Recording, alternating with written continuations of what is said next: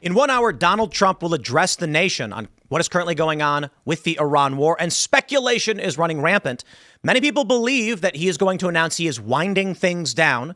The Iranian government has suffered a regime change and there's new leadership, and he already announced that they are begging for a ceasefire.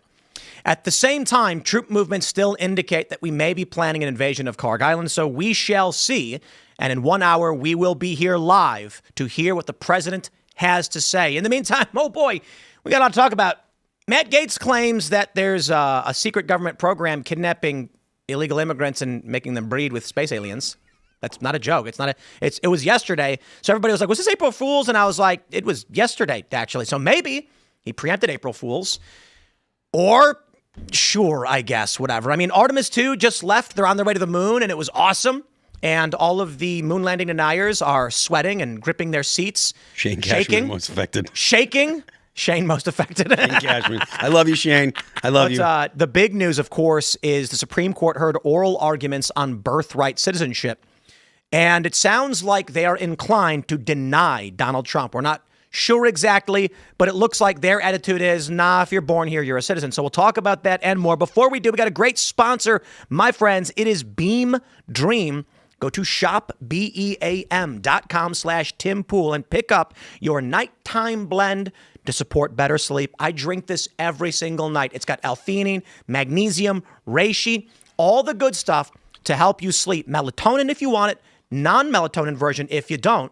And I am not kidding. My sleep score, I have a sleep tracker, has dramatically improved since I started taking Beam Dream before bed. It's low calorie, no added sugar, and I am a massive fan. It is not a joke and is not scripted when I say I drink it every night after the show, and I feel like it's done wonders for me, especially after having a new child. Many people were asking, how's your sleep? And I'm like, actually, it's been okay. I drink Beam Dream, and I'm doing all right. Now, how's that for an endorsement, Beam? Shout out. Thanks for sponsoring the show, guys. I really do love the stuff. You can get it at shopbeam.com/Tim Pool. Up to 35% off right now. And don't forget to go to Timcast.com. Join now. Click that button to support the show. As a member, you make this possible, but more importantly, you join a network of tens of thousands of people that are hanging out. And it's not what you know, it's who you know. If there's something you're trying to accomplish, a project, a business, whatever it might be, the more people you have in a network, the more successful you will be. So join our community, because there are a lot of people that want to help you get started, and perhaps you can help others get started. And more importantly, you can help us do the work that we do. So smash that like button right now. Share the show with everyone you know. If everybody watching shared right now, we'd be the biggest podcast in the world. And considering we're not, it must mean y'all don't share the show. Maybe just once, you might consider doing it. Joining us tonight to talk about this and so much more is Michael Malice. Happy April Fool's, Tim. It's your favorite day. It gets up there. We had a fun thing planned, which fell through, which we're going to have to do next April Fool's. But I'm excited to be here and talk about this birthright citizenship. Oh, yeah, I'm excited, too. It's going to be great. Of course, Ian is hanging out. Hi. We've got Carter Banks producing. What up? And you know him, you love him, Phil Labonte. Tomorrow's my birthday. For people who are only listening, he was just doing devil horns. I don't normally tell people, but tomorrow's my birthday, so let's make a big deal out of it. Tomorrow's your birthday? April 2nd, 4 a.m. I was almost born on I thought your 1st. birthday was April 20th. No, it was the 2. You probably got it. Oh, 420? Oh, God. No, I dated a girl on 419. It was actually not a we joke. It was a Hitler joke. My dad's birthday was 418. Let's talk about... Birthdays only matter for children and women. Weed, man. Speaking of Hitler, we have this story from NPR. Supreme Court majority seems inclined to rule against Trump on birthright citizenship. I'm just going to come out right away and say it. Based on what the Supreme Court was saying, it sounds like we's cooked, like this country cannot stand. And we actually have one of the arguments. We have a video here, which is fascinating. I'm going to play this for you. This is John Sauer, the U.S. Solicitor General, arguing that the framers of the 14th could never have predicted airplanes and 8 billion people coming to this country, or 500 birth tourism companies. Here's how John Roberts responds. Apparently, there's no audio coming through. Quietly at first, and then all at once. Yeah, why aren't we getting any audio? Is it off? Tab mute? No. Birth tourism. It was my fault. Twitter was muted. Based on Chinese media Is this reports, RFK? there are 500 birth tourism companies in the People's Republic of China whose business is to bring people here to give birth and return to that nation. Having said all that, you do agree that that has no impact on the legal analysis before us? I think it's. I quote what Justice Scalia said in his Hamdan dissent, where their interpretation has these implications that could not possibly have been approved by the 19th century framers of this amendment. I think that shows that they've made a mess. Their interpretation has made a mess of the provision. Well, it certainly wasn't a problem in the 19th century. No, but of course, we're in a new world now, as Justice Alito pointed out to, where 8 billion people are one plane ride away from having a child who's a U.S. citizen. Well, it's a new world. It's the same Constitution. It is, and as Justice Scalia said, I think in the case that Justice Alito was referring to, you've got a constitutional provision that addresses certain evils, and it should be extended to reasonably comparable evils. He said that about statutory interpretation. I think the same principle applies here, and I think we quote that in our brief. Thank you. I would argue he's correct. John Sauer, the U.S. Solicitor General, is correct in his assessment that the 14th Amendment does not address the birth tourism companies and illegal immigrants. Real quick, the principal argument made by John Sauer was that Wong Kim Ark stated a domiciled immigrant in this country who has a child, that child will be a U.S. citizen. And the argument from John Sauer is that illegal immigrants are not domiciled here. And Alito points out correctly, if they are subject to removal at any point, it would be impossible for them to be domiciled here. He then brings up the issue of birth tourism, where they enter here either illegally or under false pretenses. They fly to Guam, give birth, and go back. And now California. those... What's up? Or California, not even Guam. But Guam is a big issue because it's so easy for them to get to it. They go to lots of places, not just Guam. Yeah. So the issue that I see here is, I believe John Sauer's argument in this regard is correct, that the 14th Amendment does not address birthright citizenship in these contexts, and the Supreme Court does need to answer. And if they want to answer, you're wrong, that's fine. But to simply say, but the Constitution stays the same, so we're not going to do anything, does not answer these questions. So it is correct of John Sauer to say, you must address this. I am against birthright citizenship, period. I want that to be clear. But I also think if you agree with a legal conclusion, you might disagree with the legal reasoning that gets to that conclusion. Yeah. So if someone is pro-choice, it's still fair to say that Roe v. Wade was bad law. A lot of people can't wrap their heads around this, right? Yes, 100%. His argument about this is new world is the same argument every crappy leftist says with the Second Amendment. I was going to make the exact same argument. Yes, absolutely. We had no internet when the Bill of Rights was passed. The First Amendment applies to the internet. They didn't have AR-15s when the Second Amendment was passed. The Second Amendment applies to, and to your point about this is going to be deleterious to America, correct. Yep. I don't dispute that. The mechanism for remedying this is Congress, the legislative branch. That is what their point is. Actually, I have to interrupt. Okay. The Supreme Court just said, in fact, not correct. That the 14th Amendment was crafted specifically so that Congress could not intervene. No. I'm not talking about the 14th Amendment. I'm saying if there is a problem legislatively, it has to be solved not This is not legislation. This is the 14th Amendment that's being challenged, right? If this has been decades of law, which I don't agree with. And it's judicial precedent, not codified law. But there's also something called stare decisis, which is what John Roberts was voted in on, which is his point is if something has been around for a long time, it should take a lot for the Supreme Court to overturn. But my point is simply that Congress cannot remedy this, as per the argument from the Supreme Court that the 14th Amendment was crafted specifically so that Congress would not intervene in what determines they can undo an amendment. They can do all sorts of things. Yeah, the Congress they can repeal it. Congress through state ratification, or what do you mean? Like 2/3? Just like with the Prohibition Amendment, if something is not working out, you go through the legislative process. Right. The point, and I don't believe in law. If your argument is the amendment should be repealed, agreed. My point is clarified. Congress can't pass a law clarifying this. Was the Supreme Court's argument? Right, but they would have to repeal the 14th. Right, or re-edit it. You know what I mean? Repeal and replace. I would argue this. I would argue exigent circumstances. The idea that we would say the internet wasn't covered by the First Amendment because the founding fathers didn't understand that. My response is, well, the internet is an issue of increase in speed of speech. Not an issue of foreign adversaries can take control of our country. The foreign adversaries use the First Amendment all the time. They run ops on social media every fucking day. And there's a big difference between a foreigner coming here and speaking or flooding us, which are threats, which we can address, and a Chinese national becoming the president and dismantling our country. First of all, our country hasn't been dismantled, and I would much rather, in a sense, But we're not arguing that it is. I'd have much rather have 10,000 illegal immigrants become citizens than half the stuff that all these other countries run in American citizenry. All these other countries, what? All these ops that they run on social media, American citizenry. So again, including the one that point just ran is, on you that you saw before we started. If your argument is that China is attacking us, yes, we can repel these attacks through sound government. We can repel these attacks through focused knowledge and the collective defense, whatever that may be. Sure.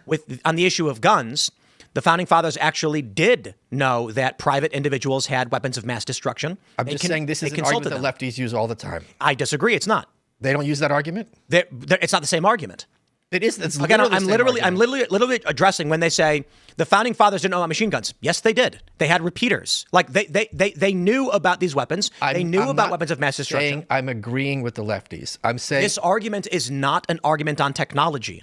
This argument is the foundation of the country, of our governance cannot function because of these new exploits that are attacking it.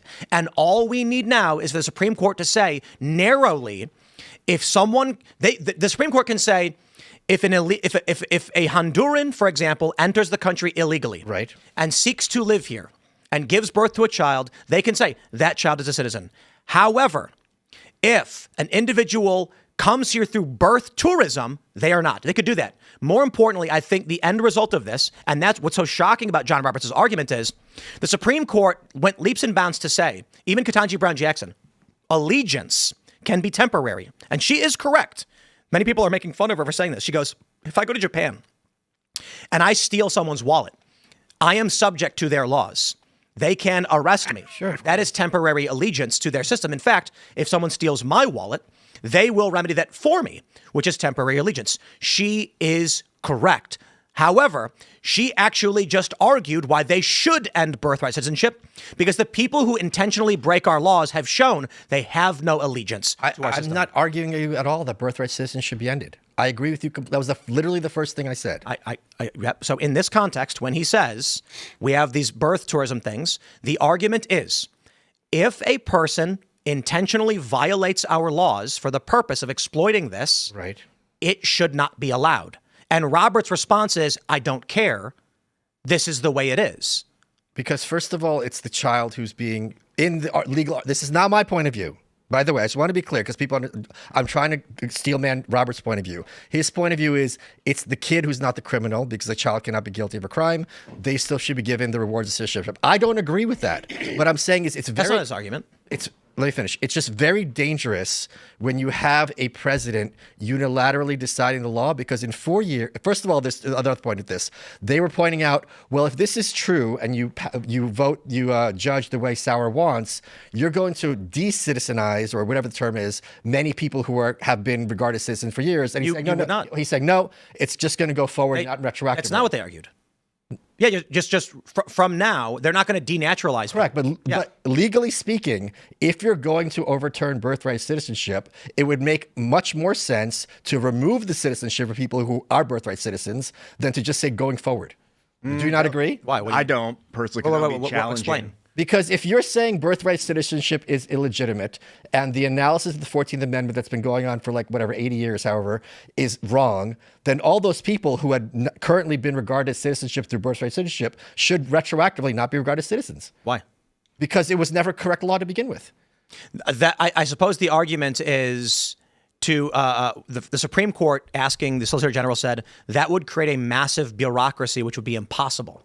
And so if you can't provide the remedy, you can at least provide injunction. Are you opposed to people who are the citizens as a result of birthright tourism to have their citizenship stripped? Within a certain time frame. What's that? What do you mean? So if someone's 30 years old and their parents were illegal immigrants, but they've been living here for 30, they were born here and they lived here for 30 years, it makes no sense. But legally, but in a legal sense, how do you make that distinction? If something's wrong, it's wrong. Because we're not robots, and the law is not drawn by mathematical absolutes. One of the biggest mistakes, I love this point, that people tend to make is that they think that if the words are written on a piece of paper, it's law, and it must be. And then one of the jokes you'll see is there's an old trope where a guy is doing surveys out in the street, or he's doing petitions, and he's like, we want to save the forests. Can you fill out my petition saying you want to help save the forests? And they're signing a power of attorney form. And then people go like, oh man, Netflix did a show where a woman's life was being turned into a TV show. And they said, when you signed up for Netflix, the terms of service, that is not real. That's not real. If you go, if I asked Ian, would you like to buy this gavel from me? I'll drop a sales contract. And in it, it said, he's now indentured to me, or I own his home. He'd go to court and say, I wasn't giving my home to him. I'll say, I have a contract right here saying he was. The judge will say, get out of my court. Case the contract is dissolved. Okay, so, end of story. So that's why judges exist. No, that's not okay. There is actually yes, it's interpretation. You didn't even know what I was going to say. You're telling me. You said that's not, and then I responded, it is. I didn't finish the sentence. I was going to say that's not a hypothetical. These are real cases. There's a guy named John Hassness. His essay, "The Myth of Objective Law," is in the Anarchist Handbook, and these are real legal cases. There was a woman, old woman. She signed up for like salsa lessons, and it was like $1,000 a lesson. And he sued her, and she went to the judge. The judge said exactly what you said with the He's like, this is ridiculous. Yeah. It's out. However, there's the other worldview, a legal view of what's written is the law. The judge should not interpret it, and they should just basically go exactly by what it says. This happened. Let me say one point. This happened when Roe v. Wade was overturned in Arizona. When Roe v. Wade was overturned nationwide, there had been this law from Arizona, like 1879 or something, that said abortion is illegal. And they're like, what do we do? Because now that law is on the books. Roe v. Wade is no longer overturning it, and they just pretended it wasn't there. It is in New York City. It is law that you can wear any clothing you want to work and go by any name you want. Okay. And as any individual subject to any public accommodation, you must be accommodated equally as to any other person. Okay. Which means, and I called a human rights attorney and asked him this, if I went to Harlem dressed like a Southern plantation owner, right, and when they asked me my name, I said it was Massa, are they legally required to say that name as they say everyone's name when their drink is ready? And he said, no. And I said, well, hold on. New York City's human rights law specifically states they must be equal. And Massa is an Iberian name. It's Spain and Mediterranean. Okay. It's a common name. If they're offended by my culture, why could they deny that? And he said, because it will be viewed as culturally insensitive and they don't have to do it. And then I said, and if I sued, he said the judge would laugh you out of the courtroom. Right. That's how real life works. But Tim, you're talking to two anarchists, and I'm agreeing with you. There's no such thing as objective law. And my point is, what you are describing is that the left lies and cheats for power, yes, and we are just subject to it. Yes, that's what government is. Which is why John Roberts should say, no birthright citizenship. Have a nice day. Fine. But my point is, it's a slippery, and I'm not saying it's wrong. I don't want birthright citizenship. But when you have this idea that the president is, whoever he is going to unilaterally decide things which affect millions of people through executive order, wait until the next Democratic president. You mean when they did and already did that with DACA? And then we sat back and did nothing. So every time a Republican gets in. Who's we? The American people. The American people. So the Democrat gets in and bangs a gavel by decree. And we go, okay. And then, but when the Republican gets in, we'll do nothing. You yourself just said that you're in favor of DACA. You said if they're here for 30 years, you shouldn't get rid of them. That's not DACA. DACA is if you're, what's it stand for? There were 6-year-olds who have been here for 13 years. They should go. Fine. You're just arguing over the number. See, you're exceeding their point. And I don't think that point's necessarily wrong. The issue is, as human beings, we try to find how to navigate forward when we change the system. DACA is not born here. I said if someone was born here by illegal immigrants, anchor babies, and they've been here for 30 years, it makes no sense.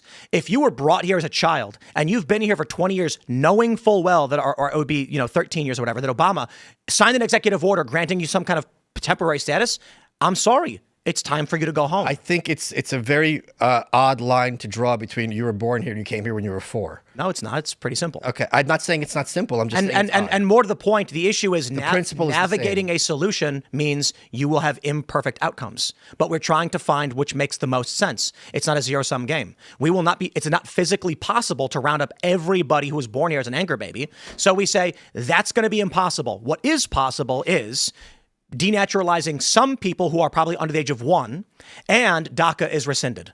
That's easy. We can just say that. I don't think it's as easy as you think it is, specifically for the reason is there's an enormous infrastructure in this country through NGOs and other agencies. Well, that's a different argument. But you're saying it's just because something is conceptually... If the Supreme Court says this is how we're interpreting this, then we start to navigate NGOs. It's not all at the same time. But the point is, it's just because something might be conceptually simple does not at all mean it's going to be simple to put into practice. Agreed. Okay. And so the simplest solution would not be you were born as an anchor baby 30 years ago. We're going to find everybody who was. That would be extremely, that's bureaucratically impossible to do. We can say all of the Chinese birth tourism kids, void. And we can do that fairly easily. I don't think we can do that fairly easily. Well, fairly easily, it's a relative statement. I'm saying it would be substantially easier than finding a 30-year-old guy born here and being like, we're taking your citizenship. Sure, but I think... And we have to. We can't allow Chinese nationals allegiant to the Communist Party to hold office in the United States. I agree with you. Indeed. I agree that there should be no birthright citizenship. My point is, the firmer the path there, the more it's going to stick. And I think this is a very tenuous path to abolishing it. And I don't think the justices at all seem inclined to go for this. Yeah, because again, that's my point. The argument from it does look like Kavanaugh is sympathetic to Trump, Thomas and Alito, of course. Roberts is on the fence, and Amy Coney Barrett seems to be leaning away. So it looks like it might be. I think it's going to be 6-3 or 7-2. It's likely 6-3. And I think the important thing is, I think people on the right often are like, if we don't get it this way, like it's a wrap, throw the hands in the air. If you look at Democrats, whatever issue they had, including the ERA, they fight for it for decades. Yep. They never give up. They're like, let's try this route, let's try this route, let's try this route. So I would tell people who are opposed to birthright citizenship, as I am, if this goes down, as it almost certainly will, don't say like, well, America's done, it's a wrap. There are other mechanisms, there are other things you can do to restrict the capacity of people to become citizens and what citizens do. There's two large problems. One, women. Well, don't we know it? As they vote, and they vote for these things, but all joking aside, as we've already stated, Barack Obama gets in and by decree says these people have permanent status. No, by decree, no, let's clarify that. By decree, he says, I'm not going to enforce the law. He literally, and all the lefty newspapers said, well, it's something called prosecutorial discretion. Indeed. You can sometimes just and not then when enforce Trump the law. said, we'll rescind it, this court said you can't. Right. So the issue we have is Democrats rule by decree every time they get in, and Republicans are constrained and must sit back. It's not that it's not just Democrats. It's that our judicial system is heavily in favor of the Democratic perspective. Right. So however you want to frame this problem exists. Yes. The second Agreed. problem is that now that the Supreme Court is offered up this, conservatives are the people who say, I know that this is destroying my home, my way of life, and the gifts that I would leave my children, but it's the right thing to do. And Democrats are like, thank you for bending the knee and dying for me. Well, like if I had a bunch of like cattle walk onto my property, I'd want to be like, I need to get these cattle off my property. But that doesn't mean at any means necessarily. Like if I just When you want free cattle? What's that? When you want free cattle? Well, what if I just slaughtered all the cattle? That would be like, bro, that's probably illegal. Firstly, because they're not yours, even though they're on your property. Yeah. So this is old law, bro. You can't kill just cows on your property? This is one of the most common I problems. thought this was America. One of the most common problems that Americans have faced is cattle going on someone else's property. So there's ways. It belongs to somebody. Okay, I think they're wild. There's ways to remove the wild problem cattle on you your can kill. property. Yes. Like the problem on your property being like non-citizens. There's ways to get rid of them that don't imply like you can't just scorched earth slaughter everything all at once. Yeah, or like you can't necessarily evict every 7-month-old that was. So I don't. I got to tell you, as someone who wasn't born in this country, sorry to interrupt you. Wait, what? Really? Go ahead. Out. Look who's talking. I think legal immigration is probably a bigger problem than illegal immigration. Why? Yeah. Because for myriad reasons. Because first of all, there's a universal, and I'm saying this as a legal immigrant, there's a universal belief that like legal immigration is sacrosanct, that this is something we need more of, that if someone's a legal immigrant, they're like beyond the pale in terms of criticism. It's crazy. No, immigration's a hose valve that you open and close depending on the situation. That's exactly right. America's overloaded with immigrants at the moment. We don't need more And I don't immigrants. vote. We got robots coming up too, so there's going to be another underclass of workers that are robots. They're not going to be an underclass. They're just going to be machines. They won't even be a class. They'll just be augmented our workforce. Well, I mean, that's like calling cars underclass, right? Like, I mean, you get cars replaced animals as transportation. They're not an underclass. They're just machines. As an anarchist, I just need to stress we must assert our authority, our power over the world that we want, and not let other people do so. Okay, that's true. But I'm saying I think I have much less power than the Supreme Court does. So you think that Congress has to address this? I think that is what the founding fathers would have. Okay, but hold on. so, Again, too. to clarify, That's what I'm saying. what you're saying is Congress should real the 14th Amendment. Yes. Repeal and change, however that works. They can just they can amend it. They don't have to repeat. Or clarify it. Yeah. Here's how you do it. I'm in all seriousness. They can clarify it and have the Supreme Court validate that clarification. That's how I would like it. I think that Cleanest way, I think. this argument is the structure of our government is conducive to its own destruction. Yes. So be it. Yes. Well, that's the problem Well, with the First Amendment too. It should apply to source code. Like, you want to talk about free speech on the internet? These machines are talking to each other with code. Like, Okay, Ian, please. it's a whole other rabbit hole. Yeah. Can I say one more thing? I also, and I think you'd agree. Is it with about this. source code? No, I don't. Okay, thank God. I'm enough of a boomer that I don't know It's in that. the Constitution. No. I think it's easy. Illegal immigration is a huge problem, especially the numbers we saw during the Biden administration. But there's plenty of American citizens who are also a huge problem. We gotta go. Yeah. That point is, even if you vanished every legal immigrant tomorrow, the idea that America is somehow going to be saved, I think, is inaccurate. No, but if you actually, did it horribly, it'd be even if the children of immigrants did not vote, Republicans would win every election. So what if It's true. in order to be All right, President McCain, we got it. what if in order to be a citizen, one of your parents has to be a citizen? Yeah. End of story. So the lie that we see in the corporate press, they said Trump put out a statement saying we're the only country stupid enough to do this, and then CNN and the New York Times, they're like, not true. 30 countries do, which is a lie. We are the only country. There are a lot of countries that claim a birthright citizenship, but it all has a prerequisite to some form of allegiance, like. They have these stipulations. You legally live here, or one of your parents is a citizen. I don't like that argument either, because there are two types of countries, America or S-holes. And just because we're the only ones who do it doesn't mean it's wrong. Like, if we're the only ones who do it, it could be that we're right. So if you're So you're saying it's good? No, I'm just saying that's not a good argument against My argument is this. We are beset on all sides by power structures that are intent on destroying us. That's true. And they exploit every opportunity. And while they're setting fires, we're reviewing the contract. Yeah, it Sure. does feel like it's an emergency, but it shouldn't always be treated like that's what you're saying about executive orders, because they'll say, hey, we have to do this now. It's been building up for 25 years. We have more to than act 25. now. More than 25. But we don't have to act now. We just have to act, and it has to be done right. This is not something that's going to be solved overnight. There has to be a long-term systemic approach to this. Why have they not Like, maybe if there was, investigated this? Kid is you have to one of your parents has to be a citizen. Like, how complicated? That's so simple. It's not simple, because you have a whole organization in this country for decades designed to keep that from happening. Yeah. Maybe, but hold on, here's an That's idea. what you're up against. That's what you have to realize. Maybe Trump can form like a specific law enforcement with focus on people who are improperly naturalized that could go seek these people out, and we could call it something like the supplemental squadron. Like nice. We call it nice. We'd call them the supplemental squadron, that we SS, and then you'd put SS on their lapels. I think people on the right underestimate how culturally left-wing America often is. Oh, yes, completely. Oh, my God. And I was on Fox saying this, that people are in favor of deporting illegal immigrants, but not through force.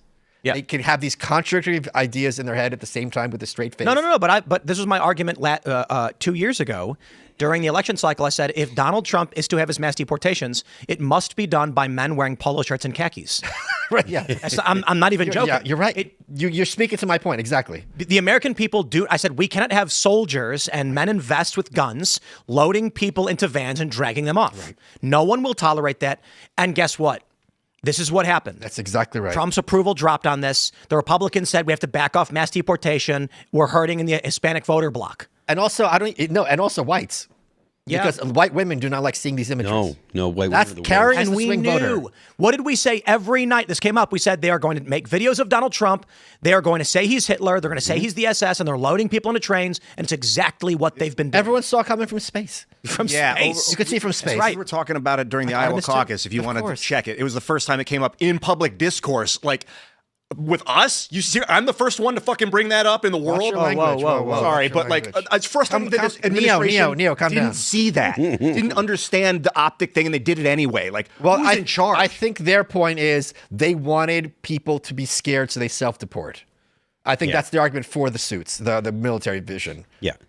I think Because you're gonna have to, a lot more are gonna have to be self-deported than physically removed. Yeah. So their argument is, if we make it scary, people are gonna be like, "Deuces, I'm out of here." okay. You can Let make me, that. You can understand that. Yeah, argument, that's a good. I mean, that's a relative. Let's jump to this story from ABC7. Illinois Attorney General vows to fight President Trump executive order on mail-in voting. They say that the president signed an executive order. Now, for those that missed this, we talked about it yesterday. It requires DHS to create a list of all U.S. citizens eligible to vote, and then instructs the post office not to send out any mail-in ballots to individuals who are not eligible. And that is within his authority. Now they're vowing to fight this and sue him over it, which is where things get really interesting. If this works, this is Trump's salvo number one. Republicans win everything. I don't think this is going to work. Why not? Because historically, it's the states that decide the criterions for who gets to vote. That's going to be their argument. And that's the I'm not against him. No, hold on. Yes, but he's not telling the states they can't. He's saying the post office cannot deliver them. Now, that is within federal jurisdiction. But the result, they're going to argue, and I think they're easily going to win, that the consequence is the same. They're not going to win legitimately, but if your argument is the judges in the local judges will be corrupt, yes, right. Well, I mean, if that's the argument is simply corrupt Democrats will do whatever they want. That's what it is. But here's the argument Trump is making. He will have members of the post office prosecuted if they do. He won't. Well, I agree that he won't actually do anything. Right, exactly. And it goes back to the problem we presented in the previous segment that Republicans just complain. Democrats are lighting things on fire while Republicans review the contract. Even if he tries to get anything, even if they try to do any kind of prosecuting or whatever, like there's going to be a judge somewhere that's going to put an injunction on it immediately. There's what is it, Curtis Yarvin quote that Republicans treat power the way an alcoholic. Republicans treat power the way a wine snob treats alcohol, and Democrats treat power the way an alcoholic treats alcohol. Yeah, and this is why the Democrats are often going to win. Yep. But I don't think. I think also to your point, I don't think there's the MAGA vision. Even though Trump got 51%, not 100% of those voters are MAGA. 49.8. Not all those voters are MAGA voters. Right. What does it mean to be MAGA? Trump supporter. I'm sorry. They might have preferred Trump to Officer Harris, but they didn't sign on for all this stuff. They're not ideological. DEI Officer Harris. Look at Joe Rogan. So the point is, he's got a lot less wiggle room than people expect him to enact things. Yep. And that's a problem. And this is the problem with the right in general. The left is a cult, and the right is a fragmented network of various. Someone should write a book about that called The New Right. If this his executive order were to go through and the post office could no longer deliver, would the states there be able to sign up a contract with UPS? No, there's no way. There's no federal. Because then you have private people handling ballots, and there's no way that that's going to be allowed. A private company? Yeah, you're not going to be able to. But our voting machines are private, tallied. But they're under the jurisdiction of the voting officials. Like they don't they don't have touching it. Mm-hmm. I also think like Trump isn't that these ideas make common sense, but they're not popular. No, that's the problem. Because they're mean.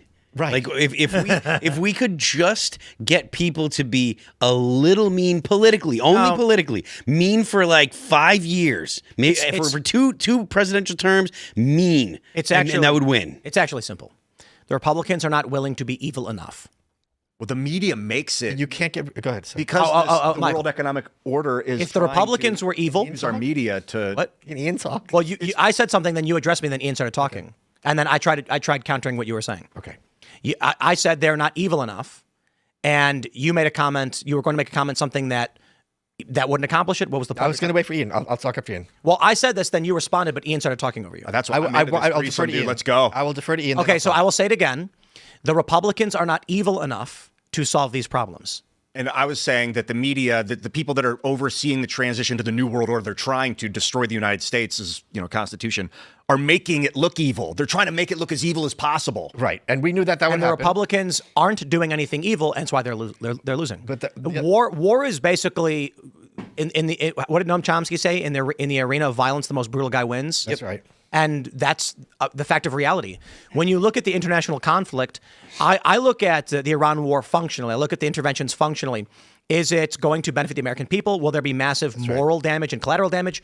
Will the end result be net positive?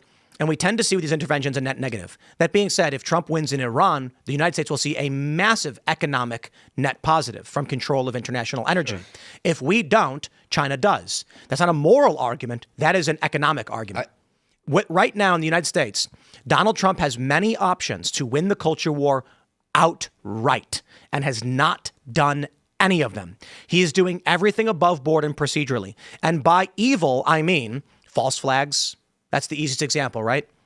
If Trump got some intel guys to stage a false flag like Lemnitzer wanted to do with the Cubans, then it wouldn't matter if you're mean because the American people would beg for the hammer. I think there's a big asymmetry, and I'm confident you all will agree, between the acceptability in our culture of leftist violence and use of power and right-wing violence and use of power. Do you think that I don't completely agree. Do you think that that's a phenomenon because of the fact that the left views violence as a knob and the right views violence as a switch? I think the right correctly is more scared of the pervasiveness of violence in a culture because they know it gets out of control. This is why they're very much for law and order. And I think the left is like, this is one of the tools in our toolbox, and we could always blame it on the right. The right effectively. the right does not use violence at all. There's no switch. This is a left framing.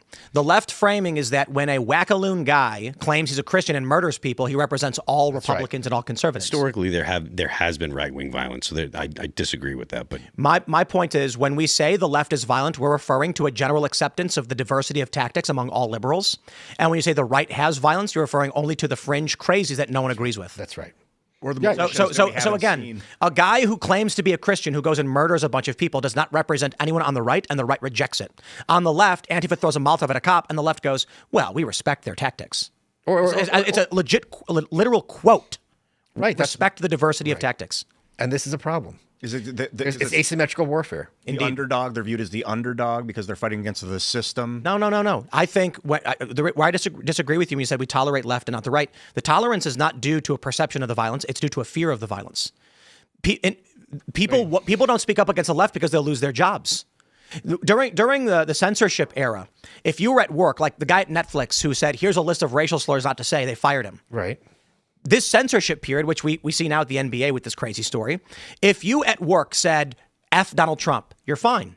If you said F LGBTQIA, you're fired. Right. The tolerance for these threats is not because people accept their causes, it's because they're terrified of the violence. Also, if you speak out against the far left, they will beat you to death. If you speak out against, I referred to this as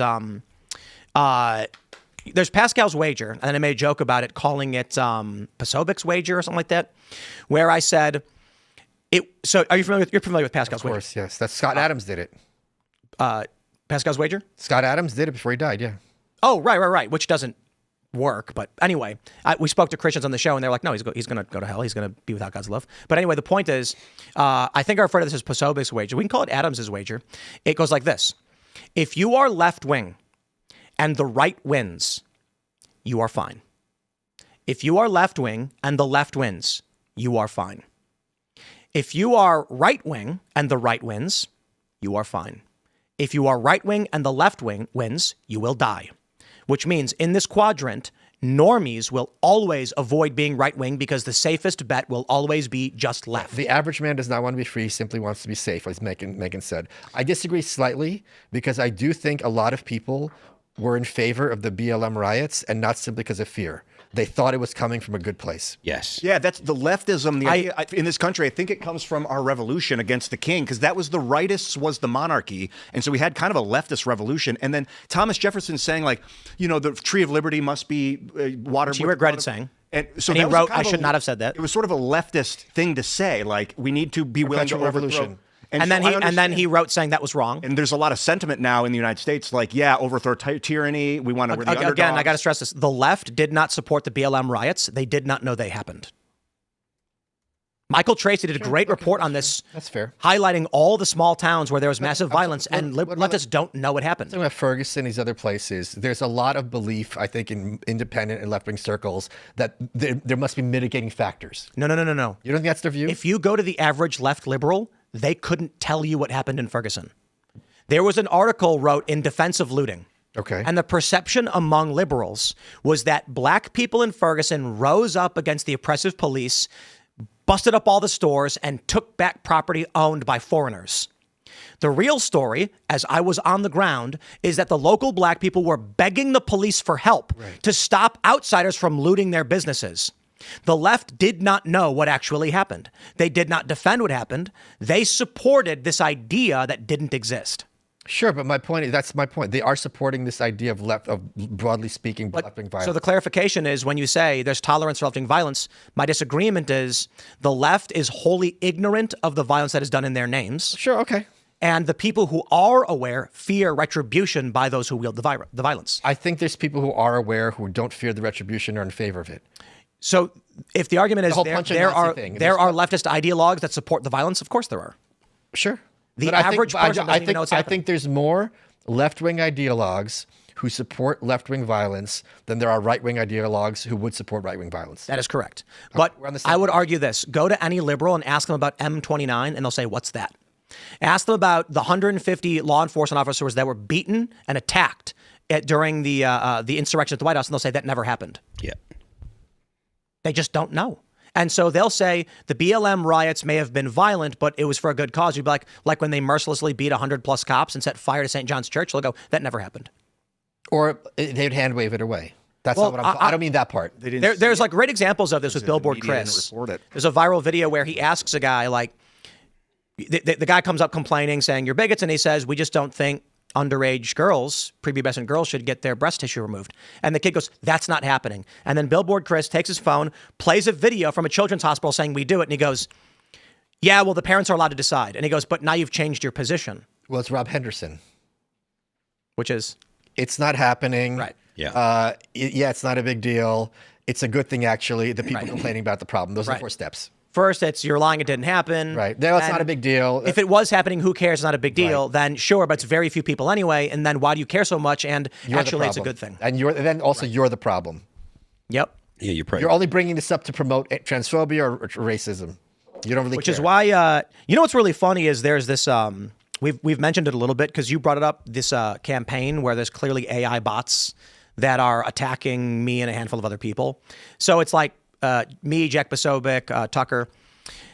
There is a coordinated effort to sow discontent on the right so that factions can't come together. Right. And the left is just a cult, which is the issue that we have, I suppose, so long as the left is good at this and they are fomenting hatred among right-wing factions with each other, they're going to... they've also had a lot more practice.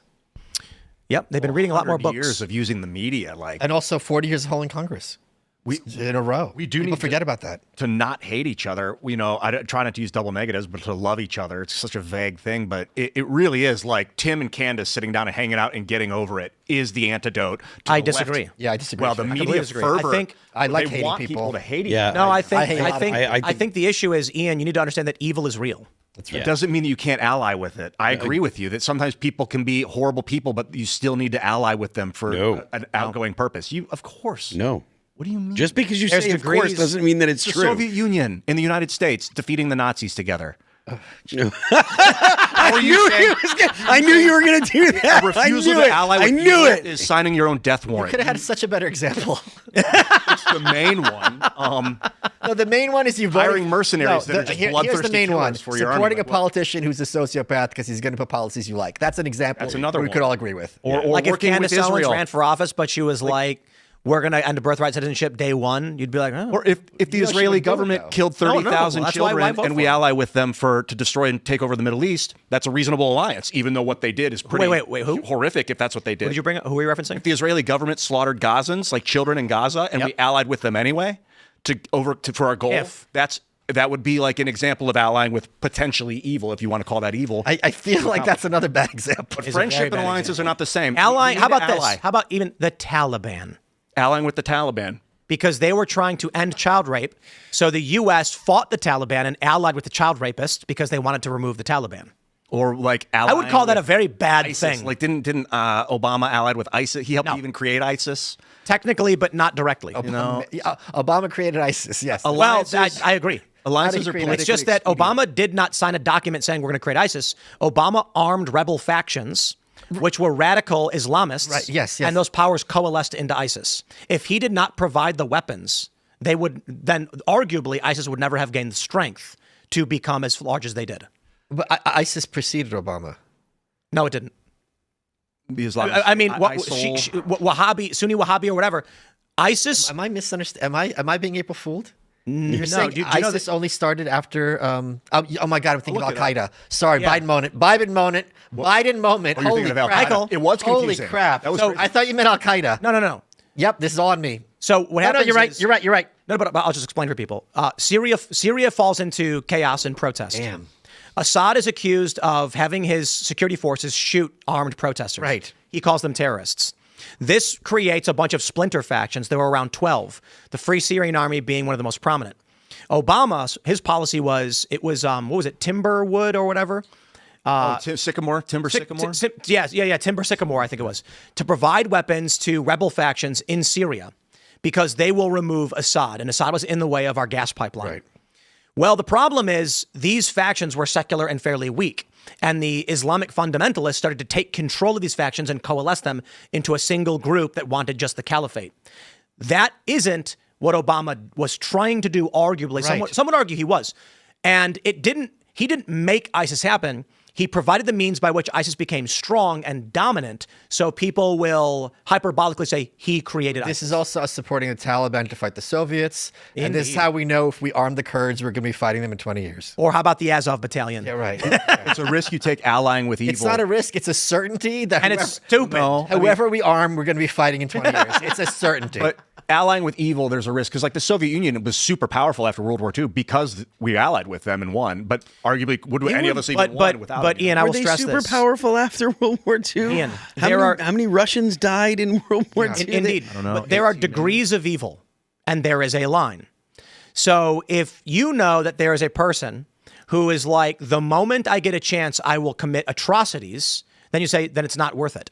Well, if a situation was like your country was being destroyed literally and you're in your last city, and it's like, well, we're all going to die, or we can ally with that crazy guy you just mentioned. They ally with the crazy guy, and that might be better because you might survive. There are certainly circumstances.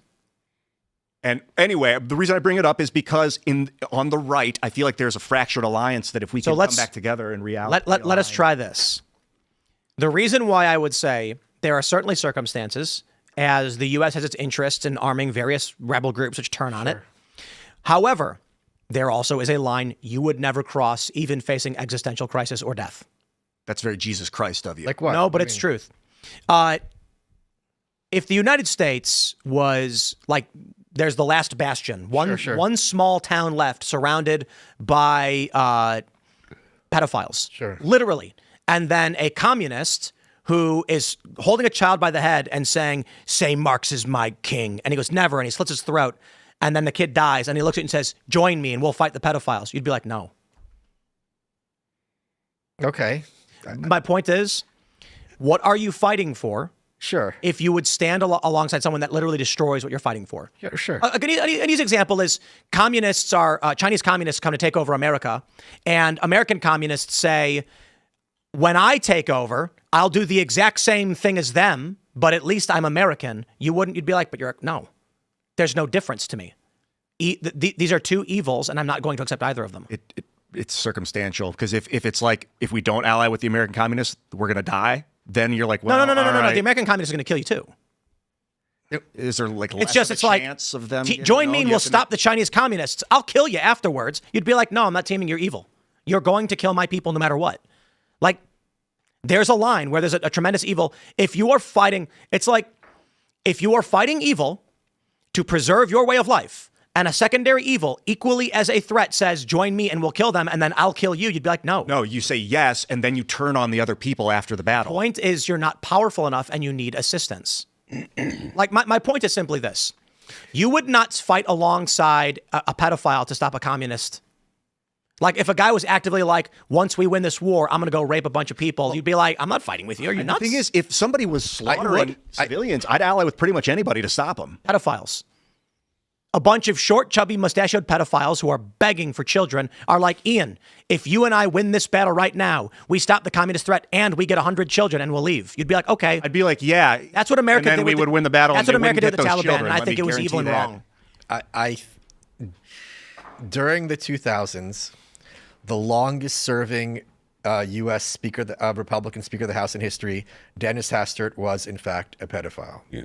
And I'm sure there's lots of people listening to this who knew that, who would have preferred him as Speaker of the House over Pelosi, even given that. Sure, I'm not arguing that. My point is, as I said, certainly there are circumstances. I don't agree that's a good wager to make.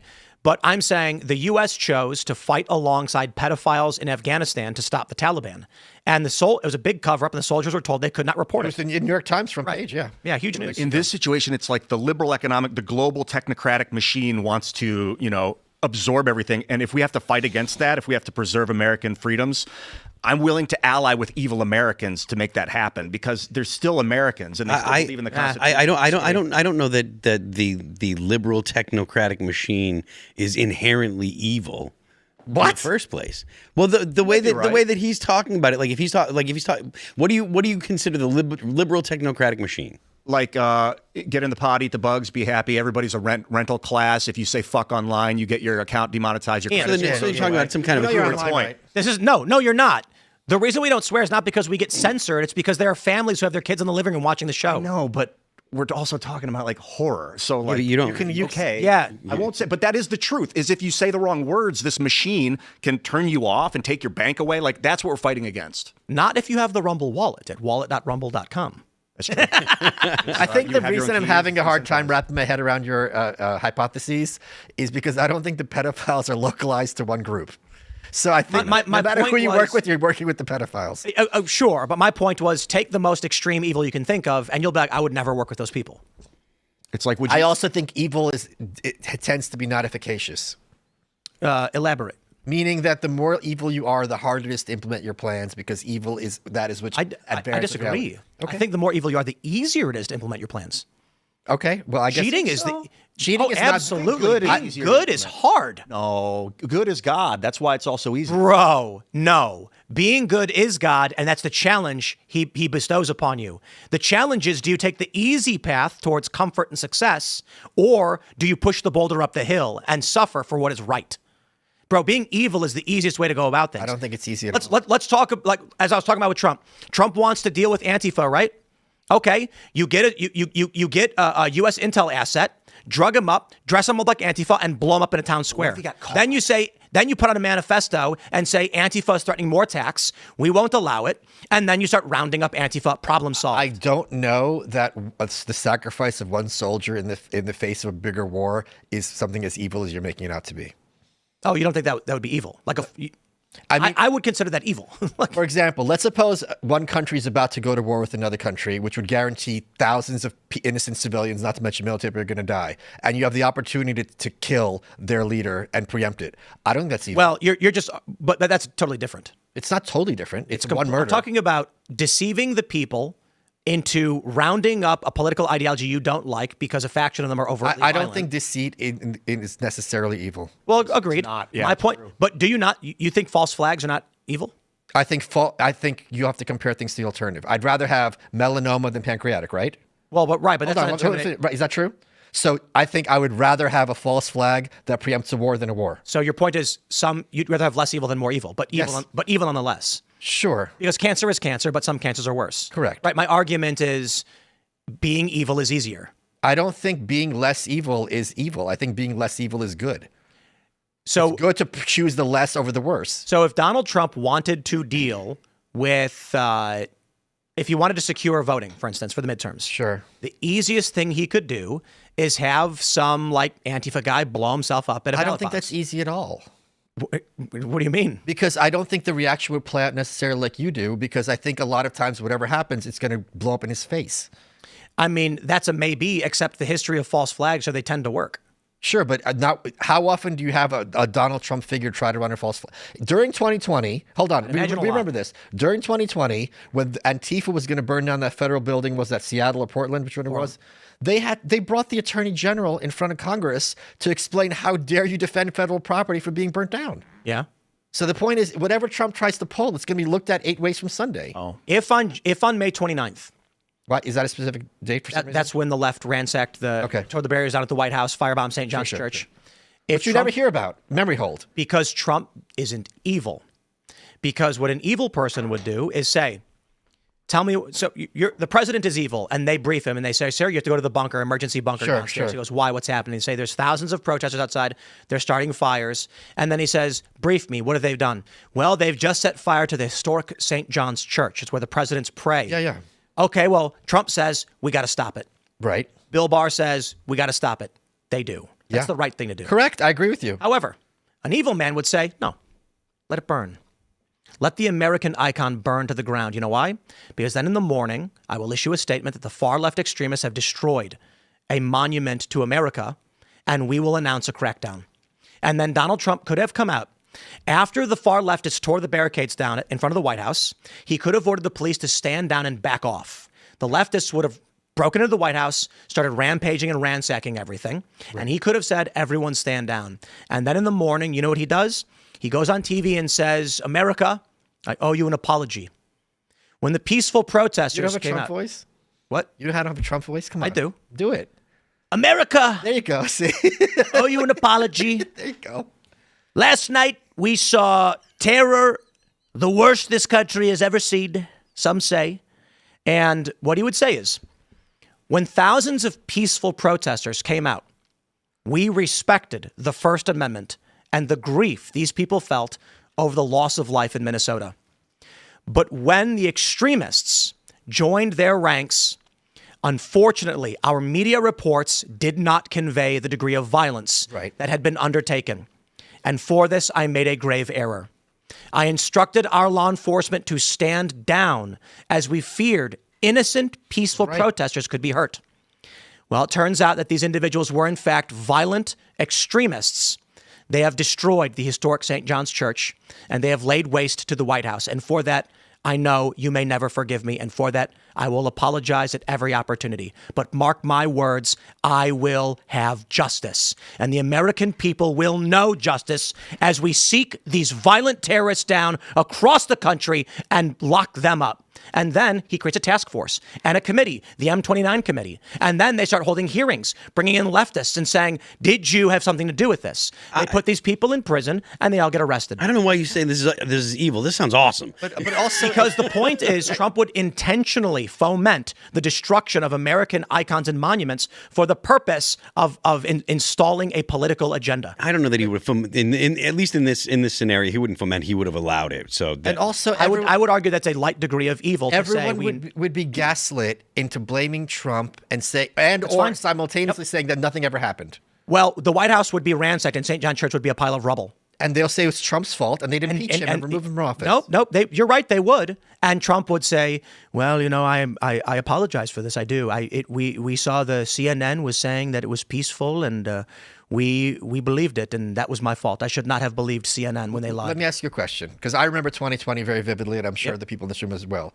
Do you disagree with my contention that if Trump didn't go as far as he did on COVID with many of the restrictions, either through his decisions and things he said, that he would have been impeached or removed from office? If he didn't go as far as he did? Correct. If he was softer. I feel like we need a little bit more specifics. Meaning, like, I remember those times, right? And how scared everyone was, especially those first few days. And Trump You're saying if he was like, no lockdowns, we're going to let everything roll. And Trump wanted things to open up as fast as possible. Let's talk about all the time. Well, my point was, hold on, just finish my point. I think people don't appreciate to what extent Congress is against this guy, including Republicans, and would love an excuse to remove him from office. And I think people don't appreciate the severe impact Andy Ngo's near-death experience had on the American psyche. People don't know who Andy is. CNN was forced to come out and say the left has gone too far. Fine. That was a massive moment when photos of Andy Ngo. It was a moment, though. It was just a moment. Because the right never engages in false flags. Right. So when the left crossed the line and left Andy Ngo bleeding from the ears and drenched with blood and broken teeth, all of the media was like, this is too much. Steve Scalise got shot. No Democrat defended it, to my knowledge. Indeed. And it was a week after that, everyone forgot about it. People need to see it. But the thing is, but you can't force them to see it because they don't want you to show it to you. If Trump were to engage in a sustained campaign, he would win. I don't think so. I think you're wrong. I think not, because the media, it's only if it aligns with what the military-industrial complex wants. If they false flag us into Iran, I can understand it. But it has nothing to do with domestic conquest. Operations. They want Antifa to run roughshod to sow destability. So I think that they would expose him and throw him away. We have seen numerous instances where the left went too far, and we got the reaction from the corporate press in a shocking way. It's just that it only happened 2 or 3 times. Right, but my point is, people have been primed for a decade to be told that in any minute now, Trump is going to put trans people in concentration camps. Agreed. So the second there's a hint of that, aha, told you so, and he's going to get removed. Except if you shock the American people into a position where the media cannot gaslight. I don't see, that is where you and I disagree. I don't think there's a possibility that people get so shocked that media can't get. If Andy Ngo was beaten to death, the reaction would have been tenfold. 10 times 1 is still going to be a small number. Indeed, it needs to be a consistent plan from Trump to continually lie and engage in false flags and manipulate the public, like the left does. Sure, but if Trump was evil, he'd be doing it. Point is, the left doesn't do it through one person. Trump is just one man. This has been systemic for decades from them. I get it. Trump's only there for 4 years. But that's not addressing what my argument is. No, but the point is, Trump does not have the space to do what the left does. Perhaps that may be. Okay. If Trump were to do what the left was doing, he'd win. Win what? You mean the culture war? Culture war. Okay. Like, I don't think the culture war can be won in 4 years. I believe that through January military 6th was allowed to happen, that we saw videos of police standing down and walking people in the building. Sure. Nancy Pelosi didn't bring in National Guard, and neither did Bowser. And I think the point was they said, no, let it happen. Sure. Because then they got their committees and their insurrection. Right. Trump could have done the same thing with the White House. I don't think there's a symmetry.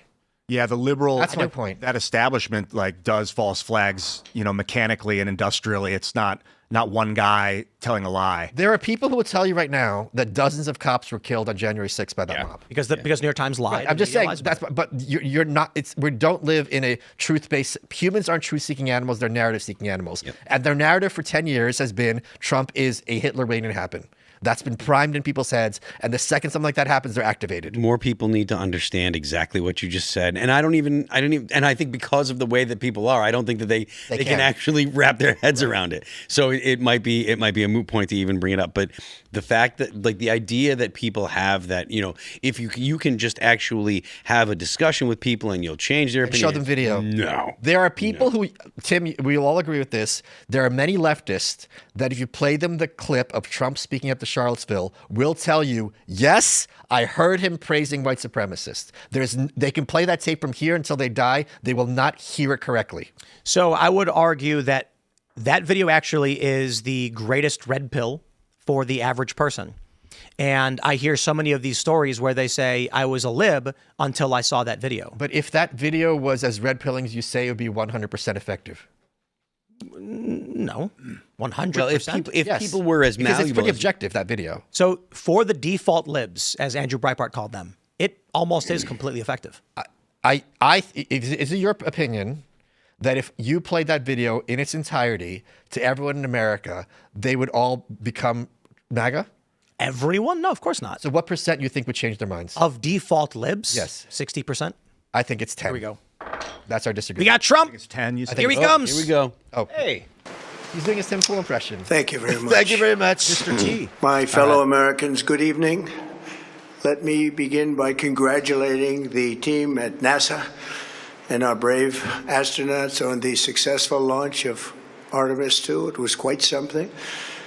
It will be traveling further than any manned rocket has ever flown and will very substantially pass the moon, go around it, and come back home from a distance that has never been done before. It's amazing.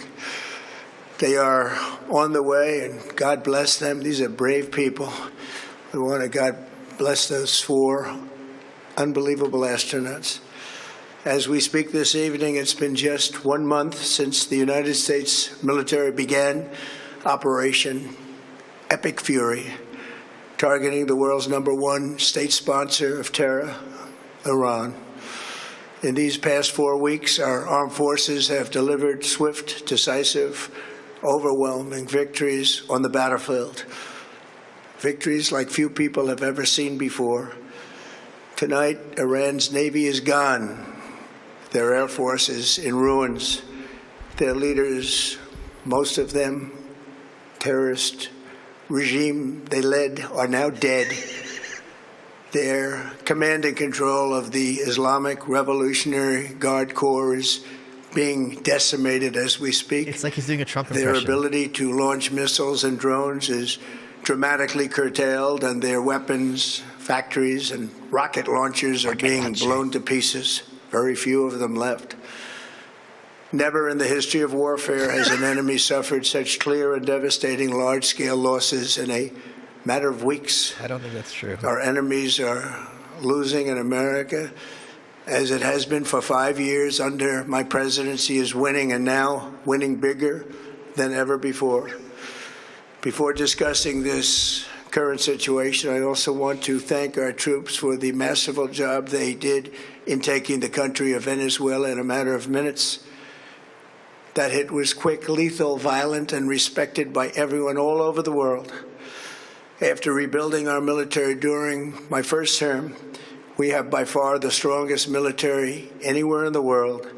And now we're working along with Venezuela and are, in a true sense, joint venture partners. We're getting along incredibly well in the production and sale of massive amounts of oil and gas, the second largest reserves on Earth after the United States of America.